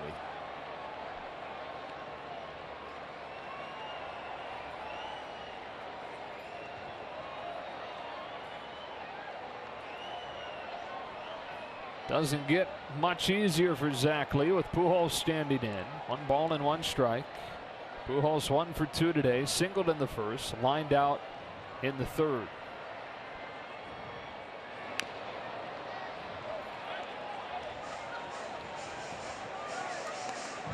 All of those runs charged Alex Wood. So the book now closed on him. There's 4 runs allowed on 8 hits and a pair of walks. No strikeouts tonight for Wood in his final spring training outing. Lita Pujols with a 1-2 pitch. That's a ball and stopped by Barnes.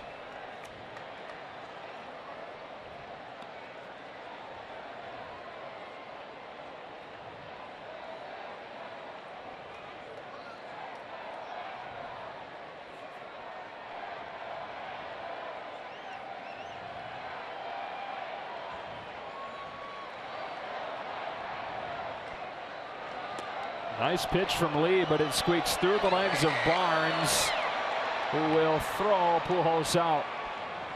Zach Lee made some good pitches coming into a near impossible spot. Mike Trout winds up bringing home all 3 with a double to the gap, and it's 4-1 Angels.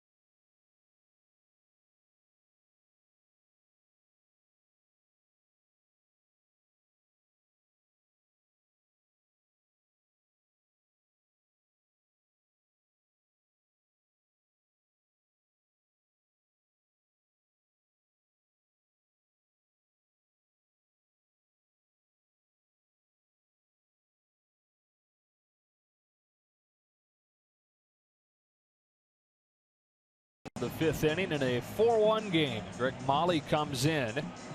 He's pitched as high as AA in his career.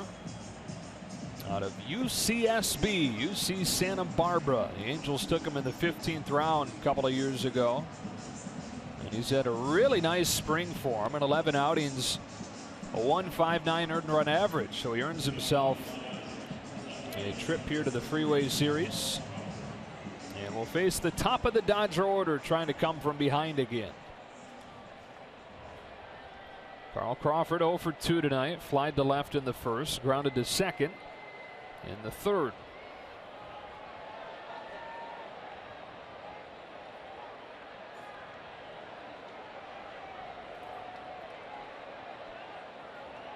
So a guy battling to make his big league debut against a guy entering his 15th season.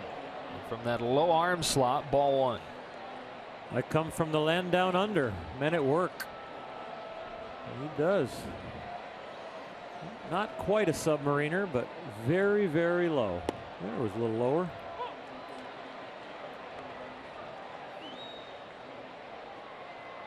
I know you don't know that group, Joe, at age 28.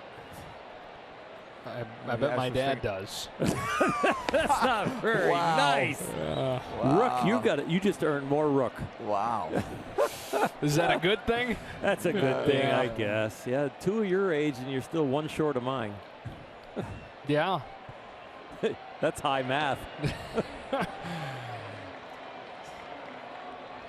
Switzerland, anything from you on this? I was lost for words after you dropped that your dad. I'm like, I know that group. Thanks a lot. Yeah. It just shows the instant chemistry that Joe and I had. One bounce to Escobar. Crawford's retired.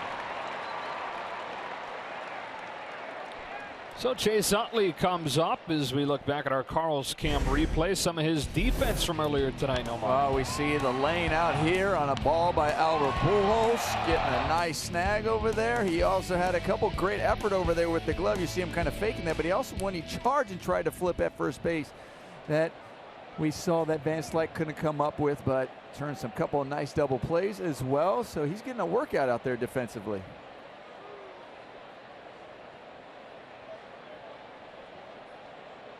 0 for 2 tonight. Strikeout and a fly out to center. Ollie's first one. Sweeps across outside, ball 1. 6-time All-Star Chase Utley. Includes a stretch of 5 consecutive years from 2006 to 2010. Of course, all with the Phillies. And he was slowed by those knee injuries for a couple of years in 2011 and 12. All-Star again in 2014, and then nagging ankle injury last year that led to him being below league average for the first time since becoming an everyday player more than a decade ago.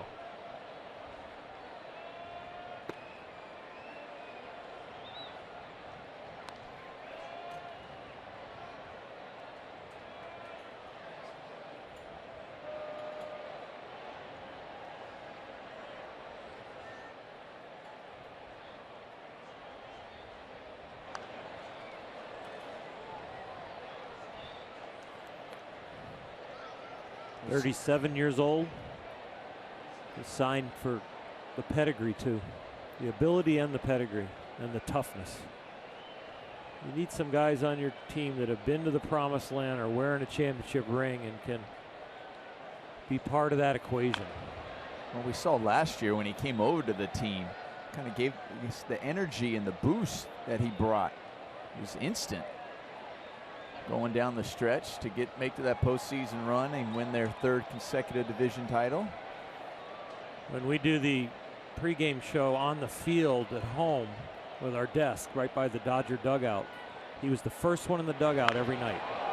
High fly ball to right. Cole Calhoun comes on, and in this day and age that we live in, he can say hello to the 3rd baseman Yunel Escobar when he makes the play.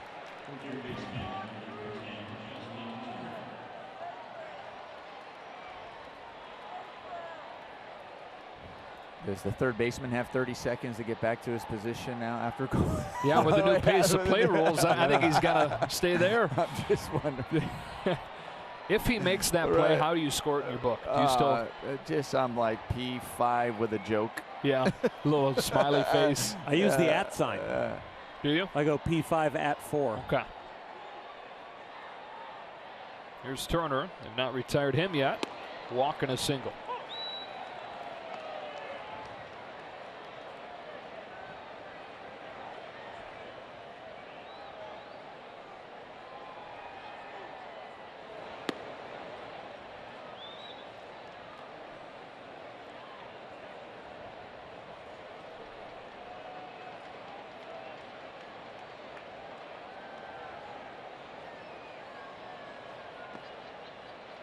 Oral, my dad just texted me, "Be good, Johnny. Johnny, be good." He wants me to tell you guys he's eaten plenty of Vegemite sandwiches. Oh, great. So, Yes. You don't get that, we do. No, yeah. That's why I read it to you. Your dad and I are going to get along.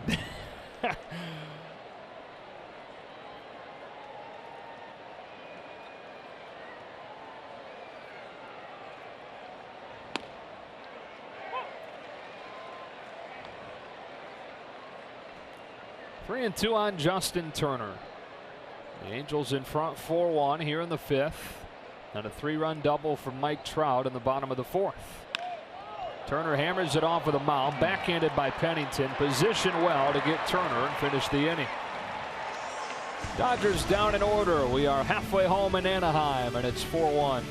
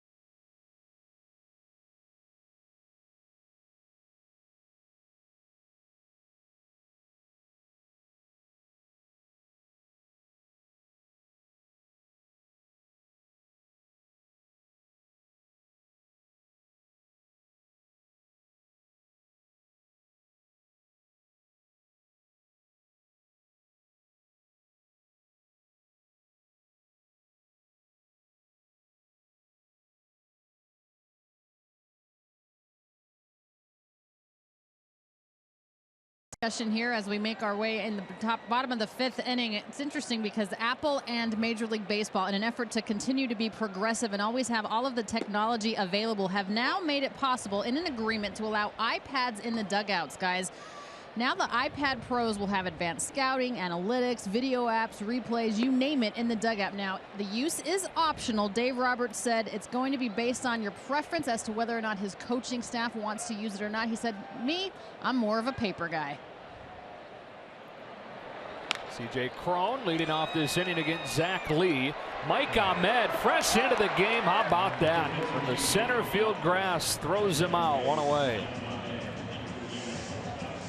What do you think, guys, about the iPads and the dugout? It's certainly forward thinking. I think some guys are hesitant just because it's unfamiliar. I'm sure that it could be convenient, but tough to let go of that hard copy, right? And when you're talking about scouting reports, for me, I would have liked the paper because you can turn to it right away. And I know you learn to maneuver your notebooks to a point where you can, and your pads, quickly. And I'm thinking back in our generation, my generation especially, Nomar, we weren't even allowed to look at the monitor in the camera well. Really? No. If a play was close and the umpire saw you run down to the camera well, they would get the monitor removed or turned away from the dugout. So we're getting to a point where we're not only accepting technology, but we're accepting the fact that umpires understand that they're going to be inspected and replays allowed. I mean, I'm just wondering, now you see those books, like you said, you see the books and the scouting reports there. Like you said, it's easy just to turn to the page and get there. Right.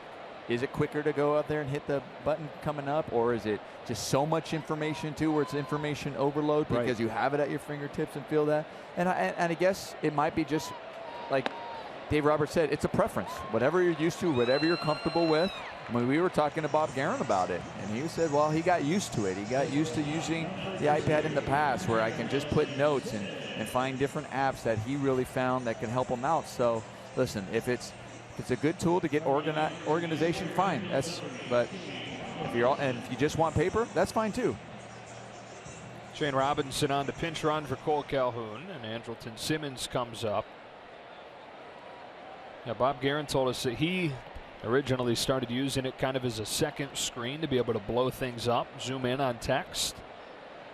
But now there's specific programs you're going to have on there, and they might be helpful, but how soon can you find it when you need it now? Well, that's, it's interesting. You see with the NFL, you always see that now over in the NFL, but they have times where the defense is on, the offense is over there, and they're on the iPad, and then vice versa. So they're using that technology constantly. So now you're seeing that translate over here to baseball.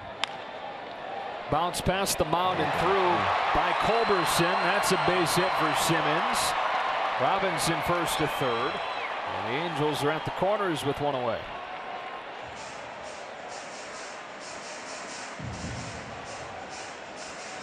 Zach Lee's going to learn something on this ball as it gets through, and all of a sudden you have the pain of a hit. But you see, he pulls his glove back like, I don't want to get to that.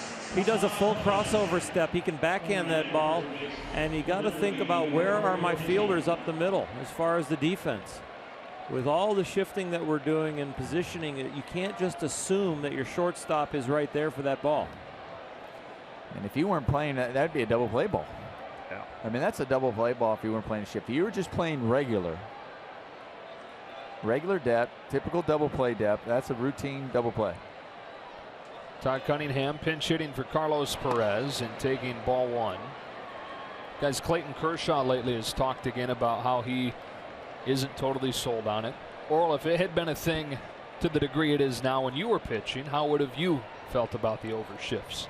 I wouldn't have been a big fan either. The mental stress that Clayton talks about, that there might be a few more outs with them there, but when the good pitch, poorly hit ball gets through, there is a mental letdown from a pitcher, and you have to fight through that, thinking, I did my job and we just didn't have somebody there.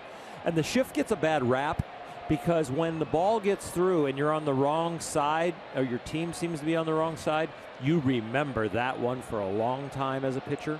But when the ball gets hit and everybody's right there and it's a routine out, you just kind of move on. Oh, that's supposed to happen. And so when you get into the analytics on shifting, you really have to look at the big picture. But a guy with the numbers and the results that Clayton Kershaw has had, he can make a change if he wants. Well, I always thought my job as a defender was to make my pitcher feel that he had confidence that he can throw the pitch and that we're going to make the plays behind him. That was my job. I was there to help the pitcher. So if the pitcher doesn't want the shift and feels uncomfortable, then I shouldn't be shifting. Could be 2 on the ground to Ahmed, feeding Culberson, who turns it. Second double play the Dodgers have turned tonight, and it remains a 4-1 game.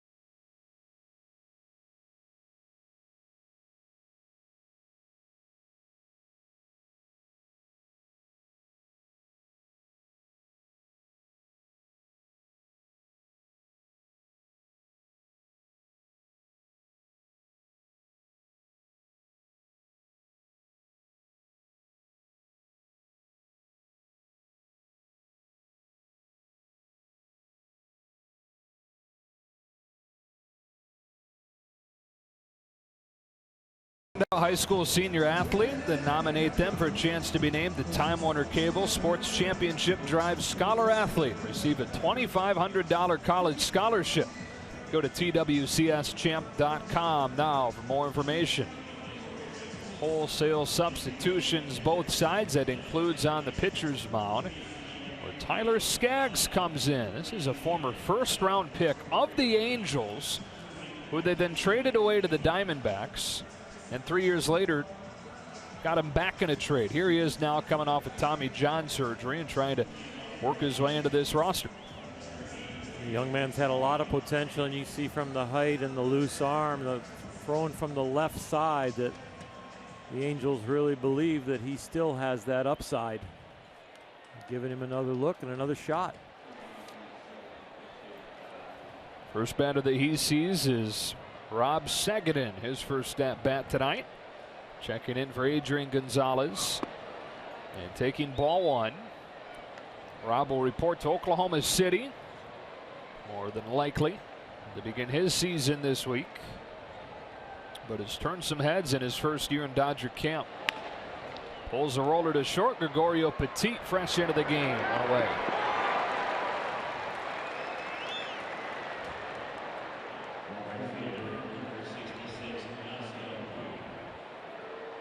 It is really hard for me to keep score now.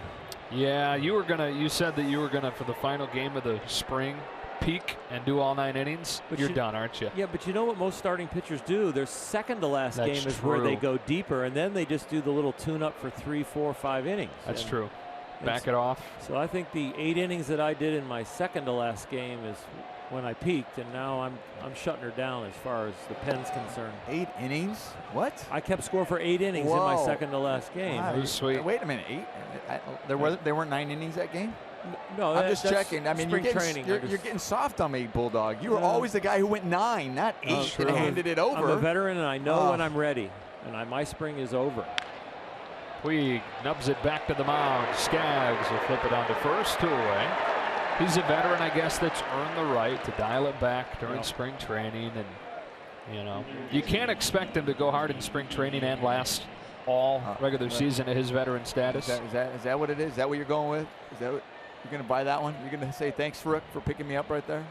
Go ahead. He already dropped his father on me, so I'm going with that. Kike Hernandez, first at bat of the night for him. And Corey Seager's spot in the order. You tell your father that on the road trip, when we're feeding you, we will have no Vegemite sandwiches. We will have very good food. He's listening. So you just told him yourself.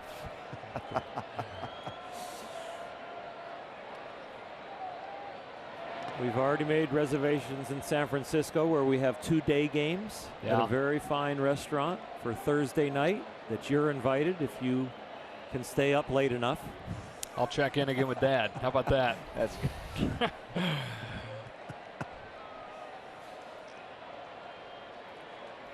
Don't forget the tie. Over third and a base hit for Kike Hernandez. Extra bases for Kike, a double to keep this 6th inning going. Dave Roberts said this week that if it's a left-handed starting pitcher, expect Kike to be in there somehow, and he brings him on here to face the lefty. So it'll be second, short, center field. You know what I like about Kike, watching him just play that we've seen over a couple of years, is like, it doesn't matter whether he's starting, doesn't matter whether he's coming off the bench, it doesn't matter what position, it's the same energy, it's the same quality at bat, it's the same style of player each and every time. Like, you see him right now, you just tuned in, you couldn't tell if he started the game or not, or he just came in. It's always the same thing. Yep. And people respect that, the teammates respect that from him. Jock Peterson.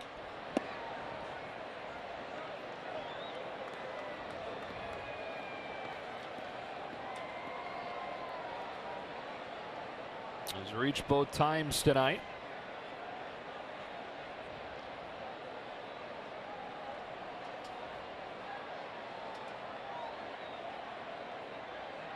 And Dave Roberts said in regards to Hernandez and playing against left-handed pitching that doesn't necessarily mean a straight-up platoon with Jock Peterson. Peterson will still see time against left-handed starters, but Kike will cut into that some. But you said it, Oral, that'll be spread across several positions. That's the value that Kike Hernandez brings. First Dodger since the 70s to start games at second, short, third, and all 3 outfield spots last year.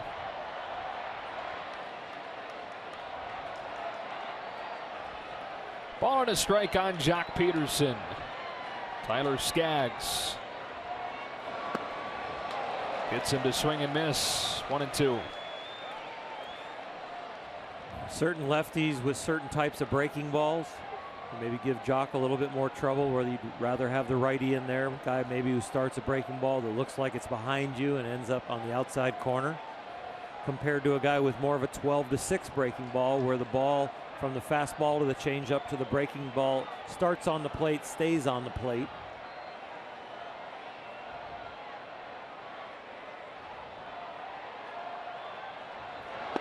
Peterson behind a fastball at 94, and Skaggs pitches around the 2-out double from Kike Hernandez.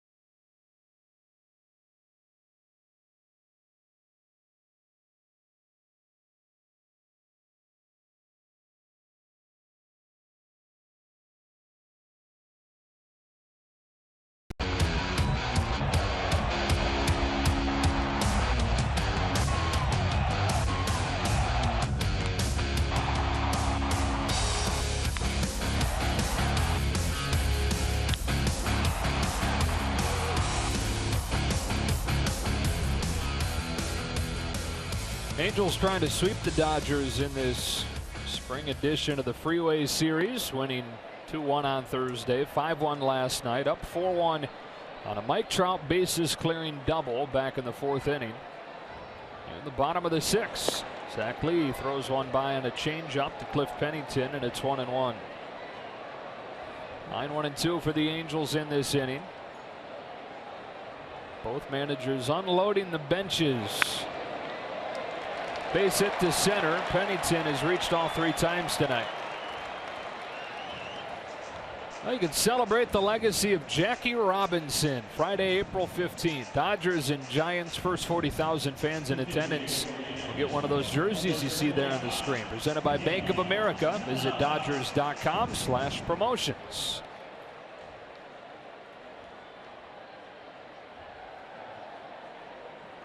You know, guys, for me as a pitcher, you wanted to have a few good outings. You wanted to kind of finish off your spring and have a little confidence going into the year. How is that for offense? Same thing. Definitely want to be able to have, going toward the end of the year, start scoring, just whether they're actual outs, but quality at bats. Maybe line outs, but looking at our line score now, it's like we scored 3 runs in the Freeway Series. But it's also that you were trying to look for that quality at bat in that situation. Still play to the situation where there was 2 outs, maybe a runner's in scoring position. They haven't come through today, and you wanted to see a quality at bat in that situation. Guys in scoring position, just something, whether you line out or not, but having a quality at bat. And right now, we haven't seen that in today's game so far from the Dodgers. But once again, it is just spring. That's the other thing, and we can make a bigger deal of it if we see that a week into the season. Daniel Nava pulls it foul, and it's 1-2. So when Monday rolls around down in San Diego, opening day, is these 3 games against the Angels. If the Dodgers are unable to make a comeback, is it totally forgotten? Oh yeah, totally clean slate, without question. It's just about opening day. Trying to get that first hit out of the way if you're a hitter. Get that one under your belt. And then without question, it's about winning the ball game first and foremost. Lee strikes out Nava for the first out of the 6th. I know for a fact that when it turned from spring training to regular season, my pulse on the bench, in the bullpen, on the mound, completely different. Pulse and focus and adrenaline you don't have to search for. It's a notch above, and maybe 2-3 notches above. Craig Gentry sends one down the right field line. Johan Mises gives it a look. 3 new outfielders in there for the Dodgers from the start of the game. Mises running after that one and right. Trace Thompson in center. Yusniel Diaz in left. In fact, the only guys still in the game that started the game there defensively, Scott Van Slyke at first and Austin Barnes behind the plate. And you figure he will catch the entirety of this game. With A.J. Ellis set to make the opening day start Monday, catching his buddy Clayton Kershaw. With Yasmani down and not been announced officially yet, the Dodgers are in good hands with Austin Barnes. He can really catch and he can really throw. And he has shown his versatility to play some other positions.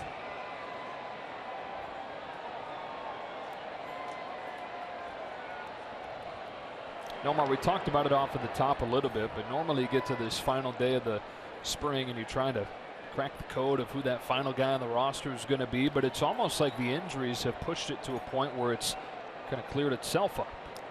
And Dave Roberts even touched on that when he was talking about before. They were like, well, when he comes off, what's going to happen when Yasmani's healthy, when Howie's healthy?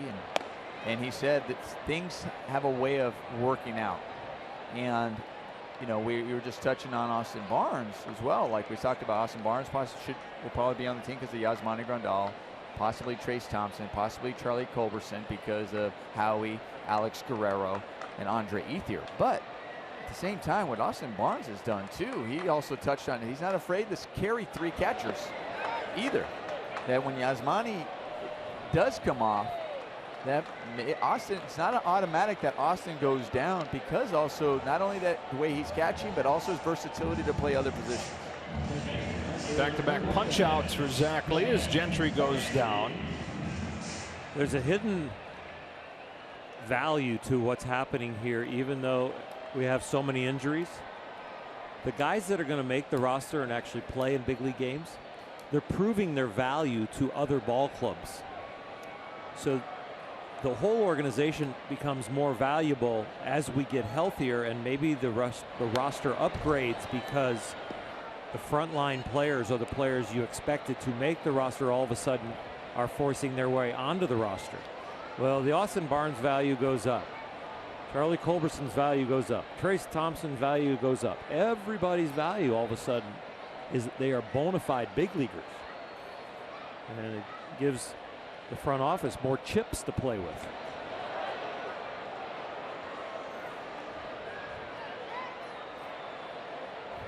I mean, I'm just thinking about Austin Barnes.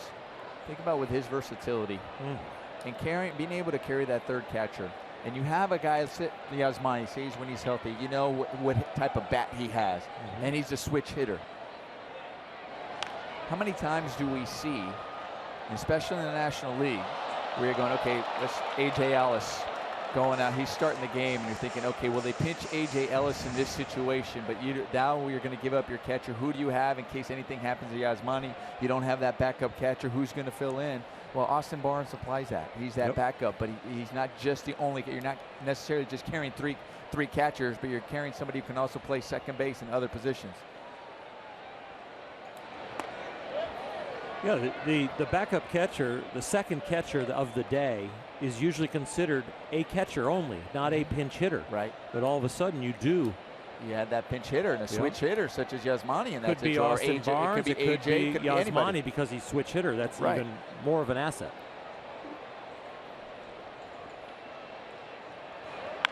Breaking ball lifted down the left field line, foul by Jet Bandy, who's pinch hitting for Mike Trout. What's that for a baseball name? Jet Bandy.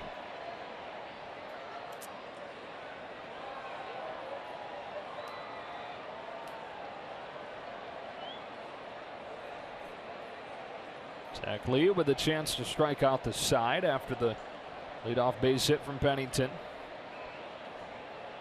Brings another 1-2 and a breaking ball, grounded foul.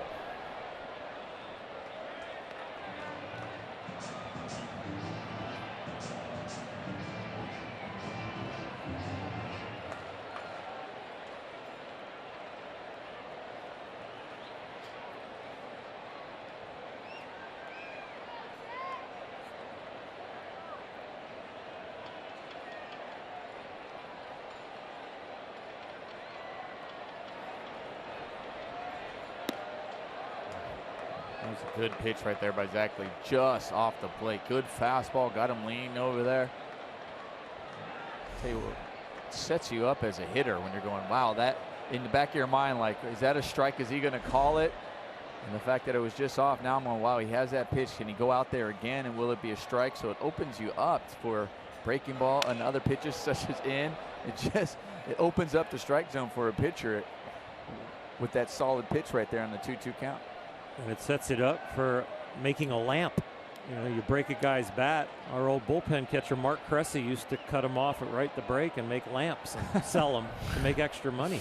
Because as a bullpen catcher, and bullpen coach, you didn't make a lot of money. So every time we had a broken bat, he'd yell, "Lamp!" Funny. Made about 35, 40 bucks. He loved us to break people's bats. Entrepreneur down there. Well, now they keep him and they sell him up in the gift shop. So they saw the kind of money he was making. Fans want him. They don't want him turned into lamp. They want to just know they were broken in a big league game. I have a Mark Cressy lamp still at my house. You know whose bat? No, mine. Oh, it's a bat. It wasn't a bat that you broke. It was your own bat that was broken. Yeah.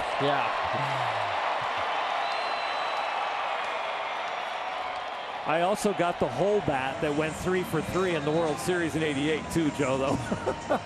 Bandy with a base hit to center. I got broken one that's a lamp, and I got a real one.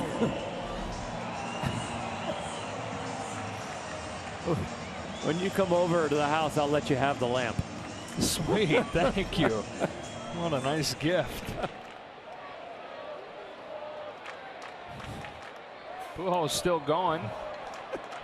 When in the 6th. When do you think we should invite him to the house no more? You guys live together? He's going to have to earn that. I know. Wow. We live together.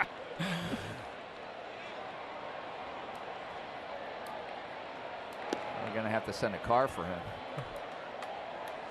He's old enough to drive you. He's old enough to drive. Yeah. Yeah. Got that license. He's good.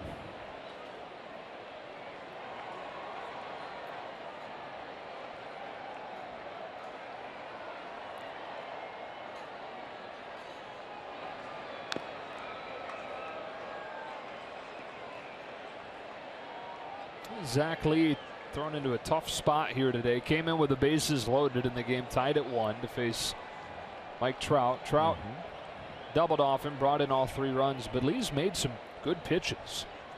He's had some balls hit hard, but they were mostly foul. The ball that Mike Trout got the double on off him, really just kind of a seeing eye, lazy fly ball. And that's the thing. Dave Roberts will talk about that in his post-game press conference. You know, some reporter will ask him, you know, what about Zach Lee comes in? You guys sent him to AAA. Pretty much gave up the double to Trout, cleared the bases. I guess you guys made a pretty good decision. And Dave Roberts will come back with, well, I thought he made a pretty good pitch. And he hit it weakly. And the evaluation is not always statistics at all. It's about game plan execution. It's about execution of pitches in key situations. It's about how hard was the exit velocity of the ball off the bat.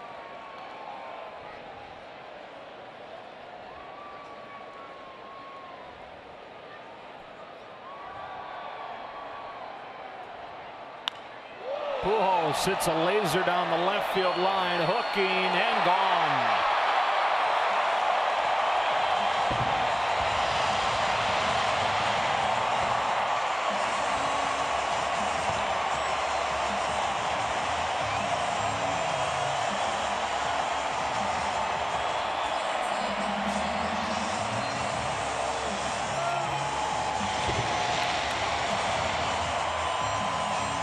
Home runs last year for Albert Pujols.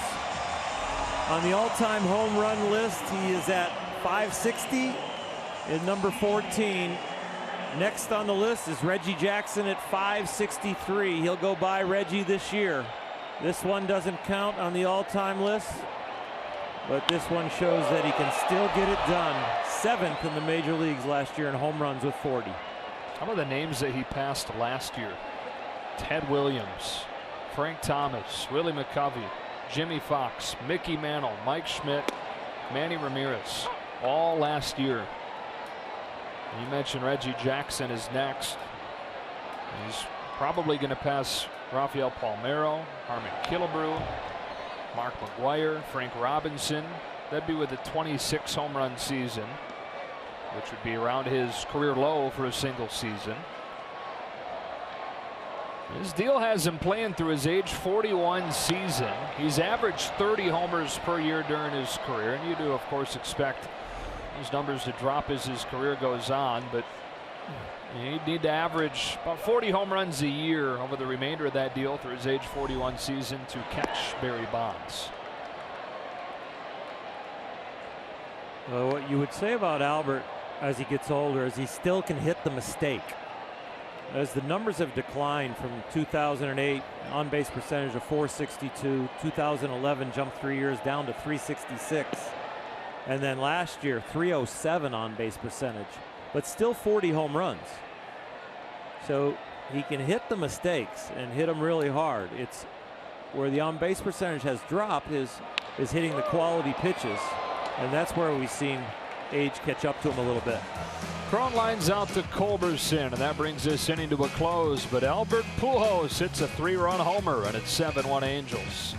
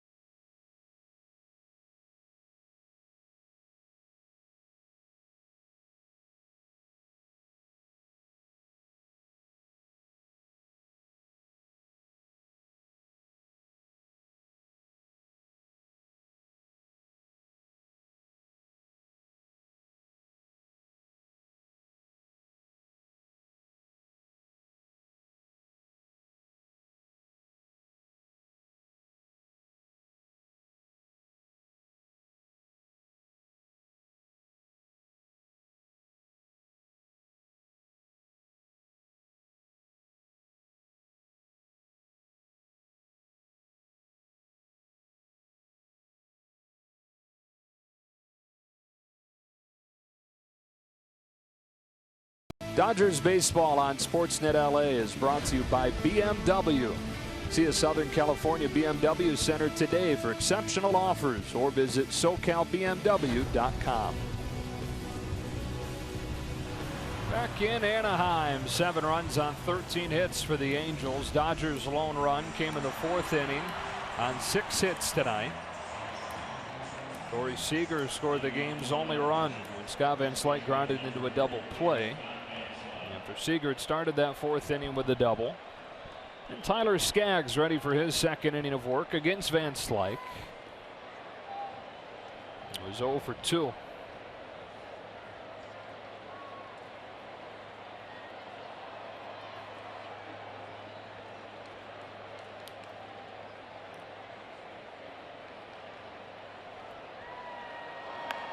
Check swing foul, strike 1. You know how we talked about Jock Peterson maybe being in the lineup against certain lefties, it won't automatically be Kiki Hernandez. I think that Scott Van Slyke, the way he's shown that he's swinging the bat now, will be in there against certain righties, not just predominantly left-handers.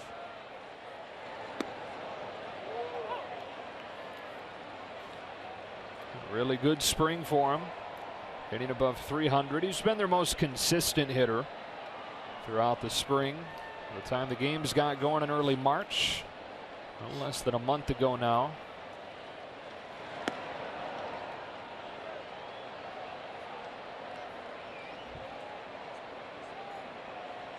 You guys ready for some real games? Very much ready. Yeah. I think everybody is. I think the players, fans, everybody's ready, especially when you get down toward the end of spring training and you're just like, all right, let's go. Let's get it started. Yeah, the fans that buy tickets to the Freeway Series games, they've been looking forward to the Dodgers and Angels coming back from spring training. Some of them maybe made the trip to Glendale to see the Dodgers. Some of them made trips to go see the Angels. But right now, they want to be in the big league park where you don't see the sky until your neck and your head are tilted up.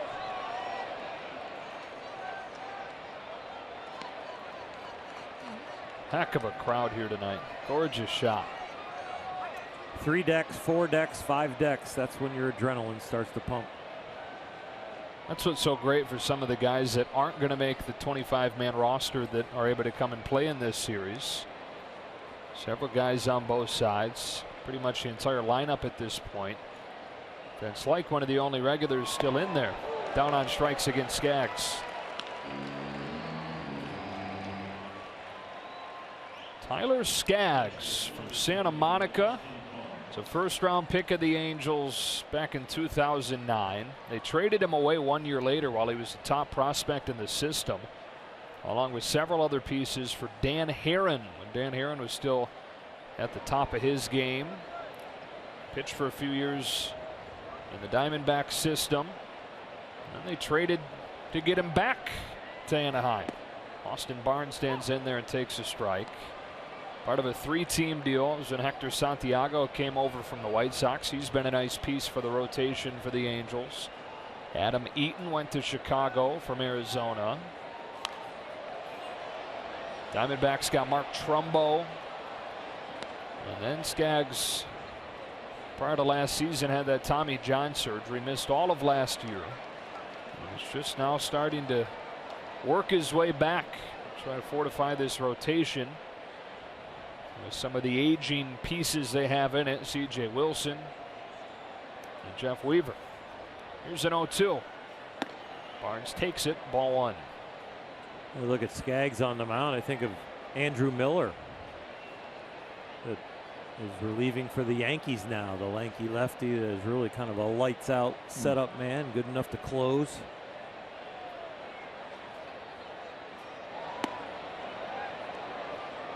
I guess he broke a bone in his non-pitching hand. Andrew Miller did. Yeah. And he's been cleared to pitch with it. Says, I'll go pitch without it. I'll go pitch with it. And there's some rules as far as the brace or a soft cast that he could wear that they might have had to petition baseball to see if he could wear something under his glove. Can't be white. That'd be one of the rules. Can't be the color of the ball. And a lot of the worry there is that, you know, if he takes his glove off and he starts to rub the ball up, you're not rubbing the ball up with your bare hand now. First at bat tonight for Trayce Thompson.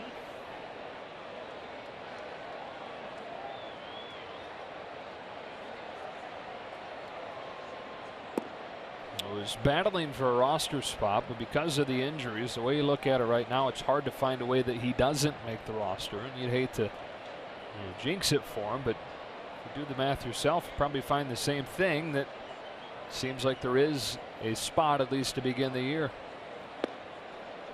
Do we calculate approximately, like for right now, the Dodgers might open the year with 11 guys on the DL? Yep. And of course, the most significant one in Thompson's case is Andre Ethier. Pulls a one-hopper deep in the hole at short. Gregorio Petit. 1, 2, 3 go the Dodgers here in the 7th. We stretch in a 7-1 game.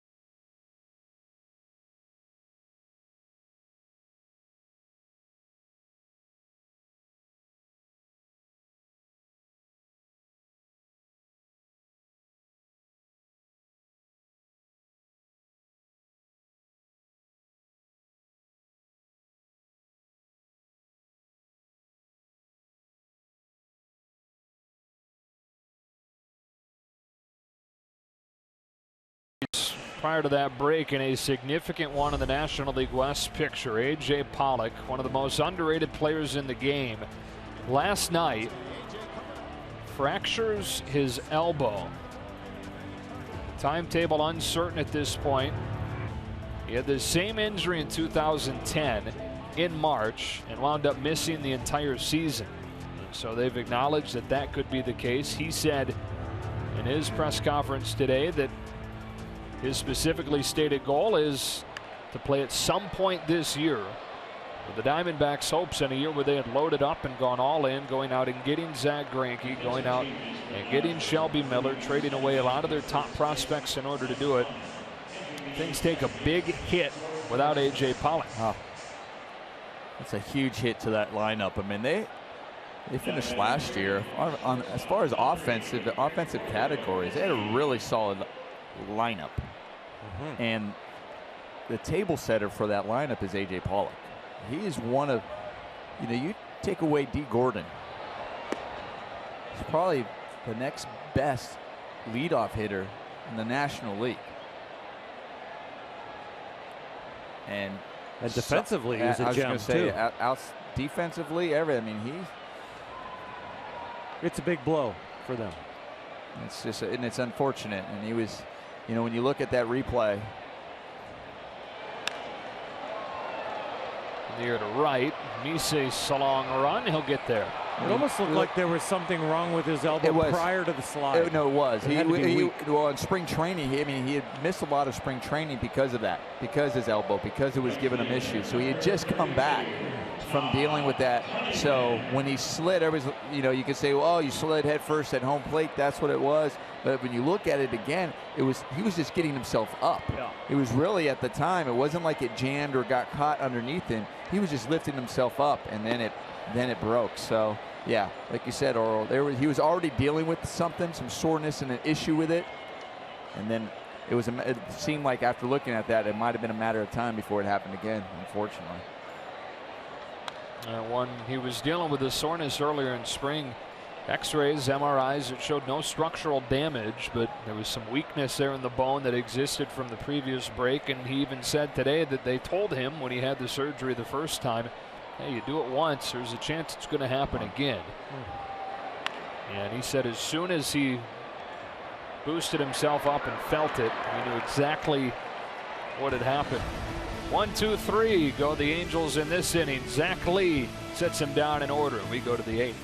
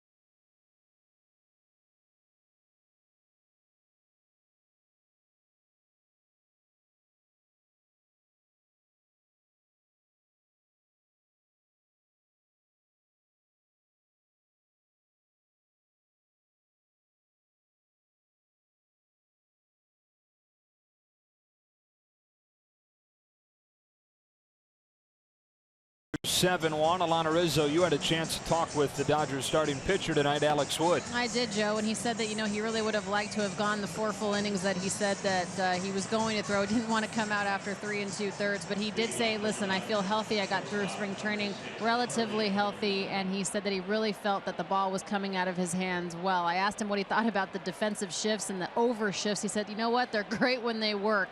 But he said the guys in the front office are a lot smarter than he is. But overall, a great outing today as far as he was concerned, and he's ready to go. All right, Alana, and guys, bottom line, that's the main thing, right?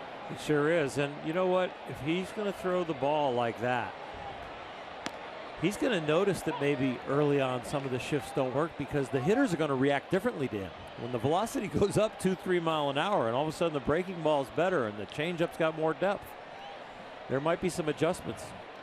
Charlie Culberson leading off this inning against Tyler Skaggs. Well, that's one of the points that Clayton Kershaw even brought up, and I'd have to agree, is one thing is the shift, because based on the hitter's reputation, but it's also getting the information off that particular pitcher that you got to go off of. And if there's not a whole lot of information on that, then it's really tough to be on board with the shift. Because it's just one to say, oh, he pulls the ball against lefties, or he pulls the ball a lot against righties, whatever it may be. But then you're facing a guy like Clayton Kershaw. What does he do against Clayton Kershaw?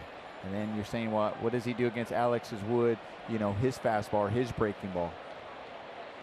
Well, Nomar, and Joe, you can listen in and include it in this, but, when a sinker ball pitcher is just burying the sinker and the bottom is dropping out of it, wouldn't you have a slightly different approach than the same guy 4 days later or 10 days later, the ball's just tailing? He doesn't have the heavy sinker? Absolutely. Totally different. Yeah.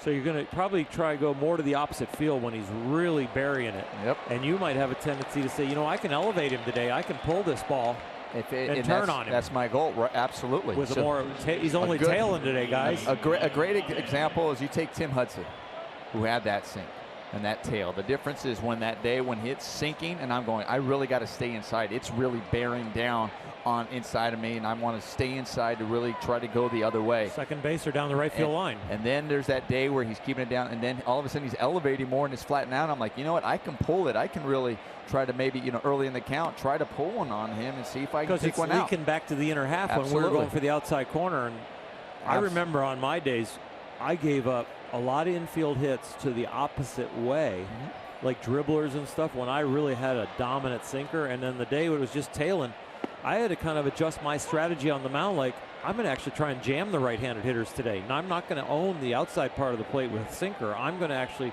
start it more middle and run it in on them. And they're going to expect it to sink, and it's going to jam them.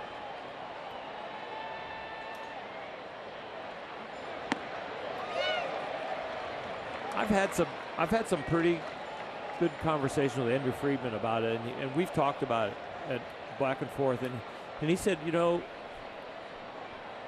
you'd probably been better, Oral, with this information because you can execute a game plan and we can put him in the right place. And I believe him. But I think there are moments in the game that, you know, you'd like to have a fielder there. Right. It's true about executing it, but at the same time, the difference is, you know, your stuff over the course of the game, though, you could also alter it. That's one thing I'd come in playing with all this information. Even we still had information when we played. So there were times when we'd sit down and they'd tell us, okay, listen, you're playing this guy to pull. But over the course of the game, I'd watch the way the guy was swinging, and I wouldn't maybe go over the pull. I'm 2 or 3 steps more to my left or to my wherever it may be because of watching the adjustment and also how my pitcher is throwing that day. Right. Well, Joe, I used to move guys with my eyes. So I'd get the ball back from the catcher, and as I turned and I'd look at my shortstop or my second baseman, I would move them with body language because I knew where I was going to throw my next pitch and where I wanted the ball hit, and I thought it would be hit. And it became my responsibility that I moved the fielder. I got to make the pitch, and he will hit it to you. And if you're the one that moved him, you at least can live with it if somebody pops a hit through a hole.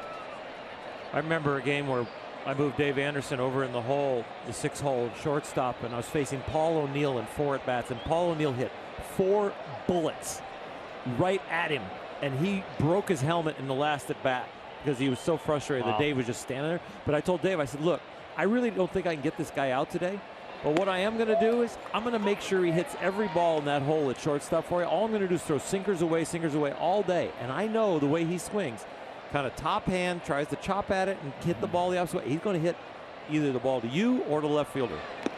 And he hit 4 rockets right at Dave Anderson. Rob Sagadin got ahead 3-0, took a strike, hacked at 1. So now 3-2 from Tyler Skaggs. Sagadin hits a towering fly ball to center. Shane Robinson, Tyler Skaggs with a pair of 1, 2, 3 innings. On to the bottom of the 8th in a 7-1 contest.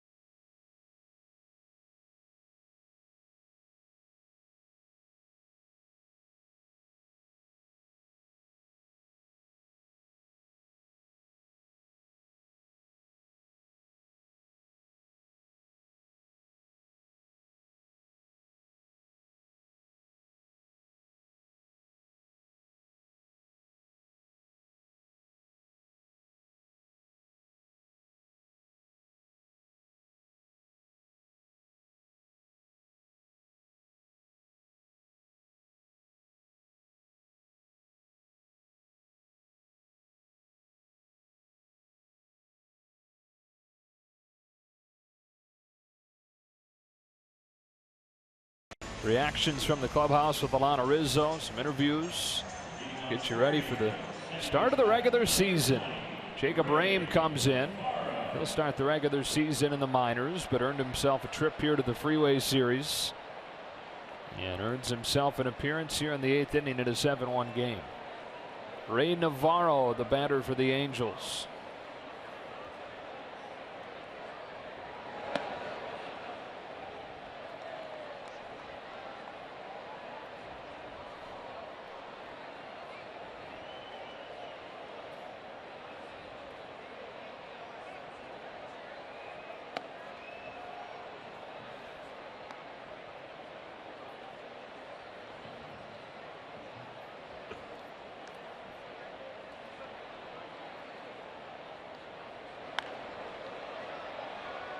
Guys, we're getting some people on Twitter intimating that you're only inviting me to dinner so I pick up the tab. They're not giving you guys enough credit. Wow. I responded to one guy who said that you're not picking up a check all year. I did not break that to Nomar yet. Now, did you hear that, Nomar? Because when we were doing our 2-man booth in spring training, I said I wish Nomar was here because I would have just cut it in half.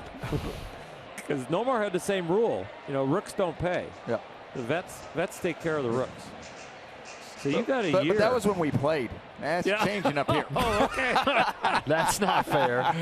What do you mean fair? No, just kidding. You're on. You got a meal ticket this year. Yep. I appreciate it, guys. Yeah. Fly ball to left. And pulled in by Yusniel Diaz. LA Dodgers baseball live with the MLB.com at-bat app. Stay connected all season with radio broadcasts, video highlights, stats, news, and more. You can download the at-bat app. It's the #1 app for live baseball on your smartphone and tablet. What was your rule, Nomar? My rule was largest salary at the table picks up the check. Yep, that was our rule too. Yep. And then there were a few times though when there was a lot with a large salary. Yeah, right. And then you played a little game to see who would pick up the check. Are you talking about credit card roulette? Yeah, that's one. Did you have pretty good luck on that, or were you a guy that seemingly died a slow death in that game? Listen, you know what it was? I don't know if you felt like it was luck or not, because everybody who usually threw it in there was willing to pay. Okay. Now, we did that at Time Warner our first year with the whole crew, and Jerry Harrison and me and Nomar took all the kids out, everybody at Time Warner. So there's probably about 20 of us at an Italian restaurant. And we jokingly said to all the kids, we're playing credit card roulette. With all 20 of them? All 20 of them with their that's cards awesome. in the hat. And the card that stayed in was the lowest paid intern. The guy supposedly got the check. He turned white. That's cruel. And we let it go for about 5 minutes, and then we said, like, no, over here. It's taken care of. It was great. Because every card that got pulled out, people were like cheering now. Like, Yeah. oh, no.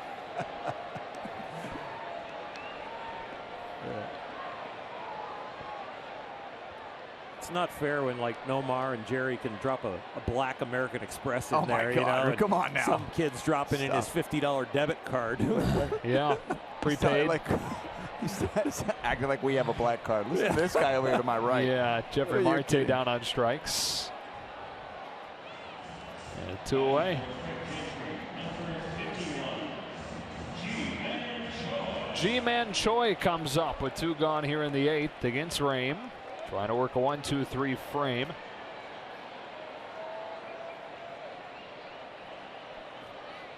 Choi looking like he will make this Angels roster as a bench player.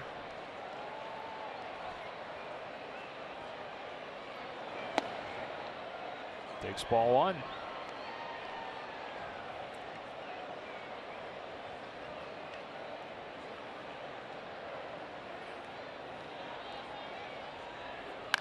Oh,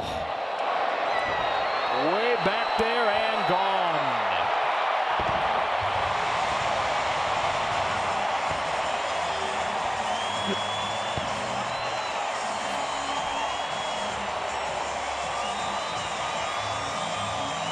No doubter for Choi, and it's 8-1 Angels.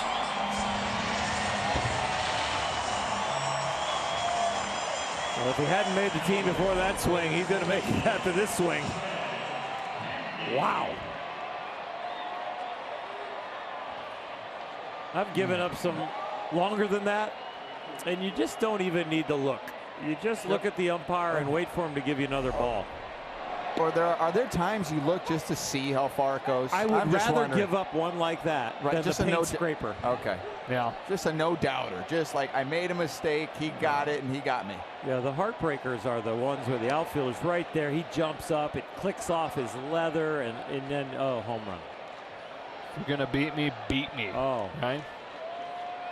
Mark McGwire hit one off of me when I was a Cleveland Indian, and he hit it into the left field scoreboard in Cleveland, which is like probably 360 plus 25, 30 rows of seats plus the scoreboard, and he hit it probably 30 feet into the scoreboard. And the fans, the home fans went, oh. And then there was just like silence in the whole ballpark as McGuire's between second and third, because just everybody was in awe of how far it went. And as a pitcher, you kind of look where you think the ball's going to land, and when it hit the scoreboard, it was out of my peripheral vision almost. Wow. Right? Did the ball just evaporate or something? I'm looking 6th, 8th row, and then it just hits the scoreboard. I'm like, oh my gosh! And when this one left the bat, it was kind of oh my. Yeah, you knew it was gone. You just wanted to see how far it was going. Yep.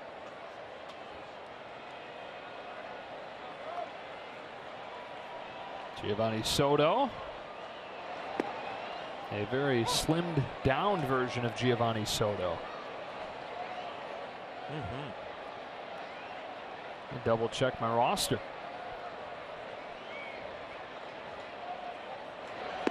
Oral, who got you more than anyone? You know who gave up more home runs to than anybody? No, the longest one's Mark. He hit one in Oakland off of me too, and they were constructing the right field new bleachers in Oakland as they reconfigured the stadium, and it was a day game, and the workers that were building the stands were taking a lunch break, and it was like double deck out there, and they're just sitting there with their lunch pails, and the ball actually scattered them during their lunch break. Raim strikes out Soto to finish this inning. For the Angels at one, and a long home run from Choi.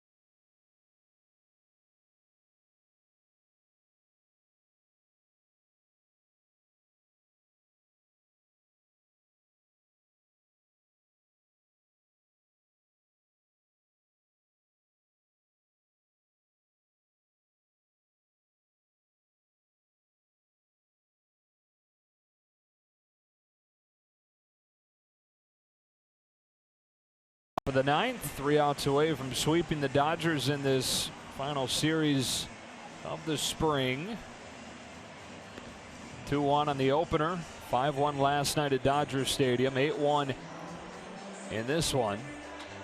As Salas comes in, the 4th pitcher of the day, he replaces Tyler Skaggs, who was really impressive in his 2+, didn't give up a base runner. So Salas, who had an ERA above 4, comes on here to try and finish things off.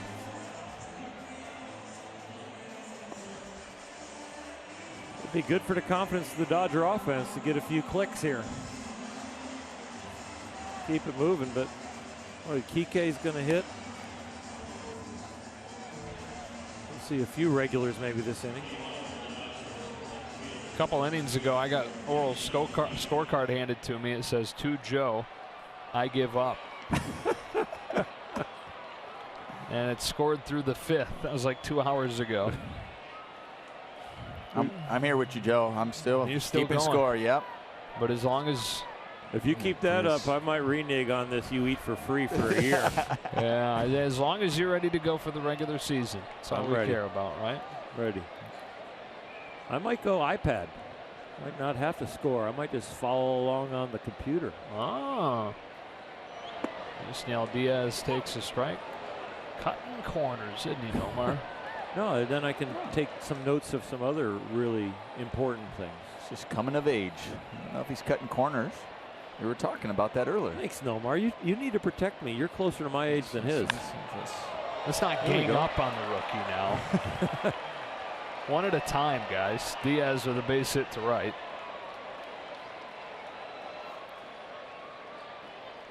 I figure you eating for free all year is like a very good baby gift. Yeah. Yeah. You're going to have an extra mouth to feed in the second half of the season. Yeah. That's right. That's exciting. Congratulations will be in order to Libby. Yes. Yeah. She's a real hero. If you can just make sure you have the baby on the correct day so we don't miss any broadcasts with you. Okay. We'll do what we can. Let her know, right? Yeah. Let me shoot her a text. Honey, now the due date's June 20th. We're going to need to have it that day and not later. So it's kind of her spring training right now to get ready. Right. Working on those breathing exercises in her baby classes. Because Oral said. Yeah. Oh, no. Oral said so. The whole truck in my ear is like, yeah, work on that.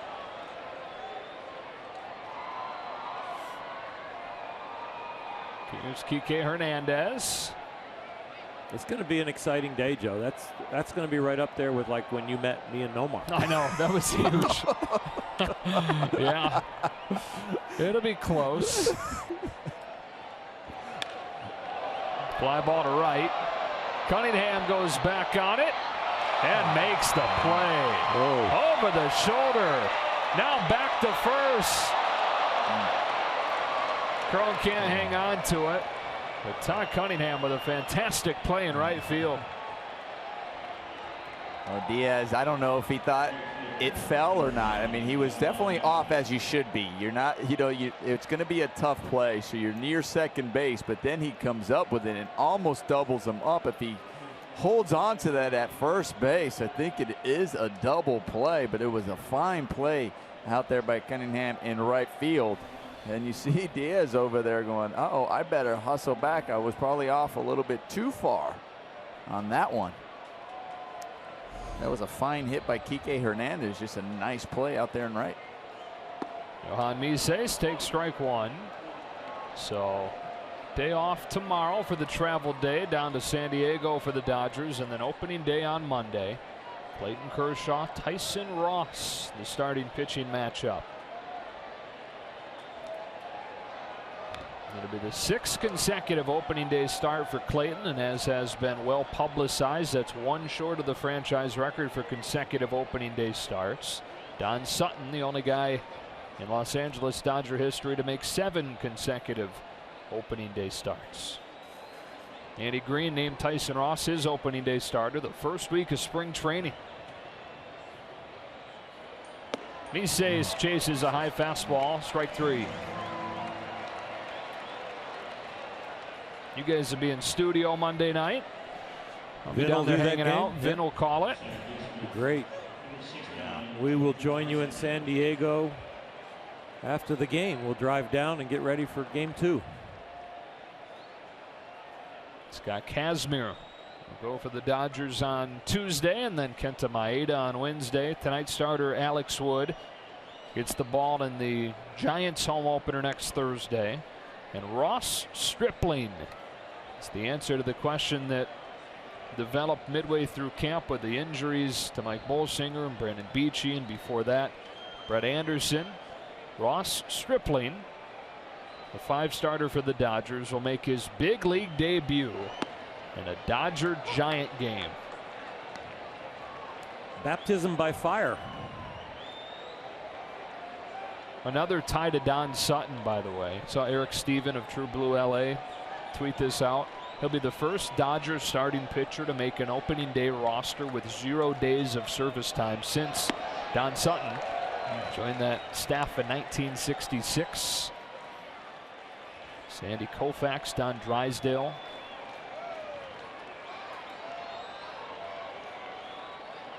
And then on Saturday, first edition this year of Clayton Kershaw, Madison Bumgarner. Those two have hooked horns an awful lot, and it's getting real personal when they go up against each other. Not only the Dodger-Giant rivalry, but the individual rivalry there. And not only on the mound facing the Giants, and not only on the mound facing the Dodgers, but at the plate when they hit off of each other.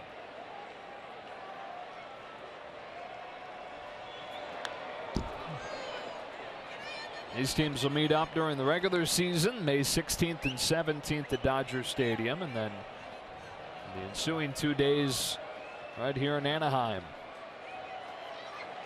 Dodgers last year won 5 of 6 over Mike Scioscia's club, but are on the verge of getting swept in this spring capper. Tarcevic hits a fly ball to center. Robinson is there, and the Angels take this one 8-1. Our Lexus play of the game tonight, courtesy of Mike Trout, when the game was tied at 1. Way back in the 4th inning, Zach Lee came on to face him, and Trout dropped a double into left center, clearing the bases, making it 4-1. They added 4 runs from there, 3 in the 6th, 1 in the 8th. For the 3rd consecutive night, held the Dodgers to just 1 run. That does it from Anaheim. For Earl Hershiser, Omar Garcia-Parra, Lana Rizzo, and the rest of our crew, Joe Davis saying so long. Opening day now just 2 days away. But for now, we send it to Access Sportsnet Dodgers, brought to you by Nissan. In the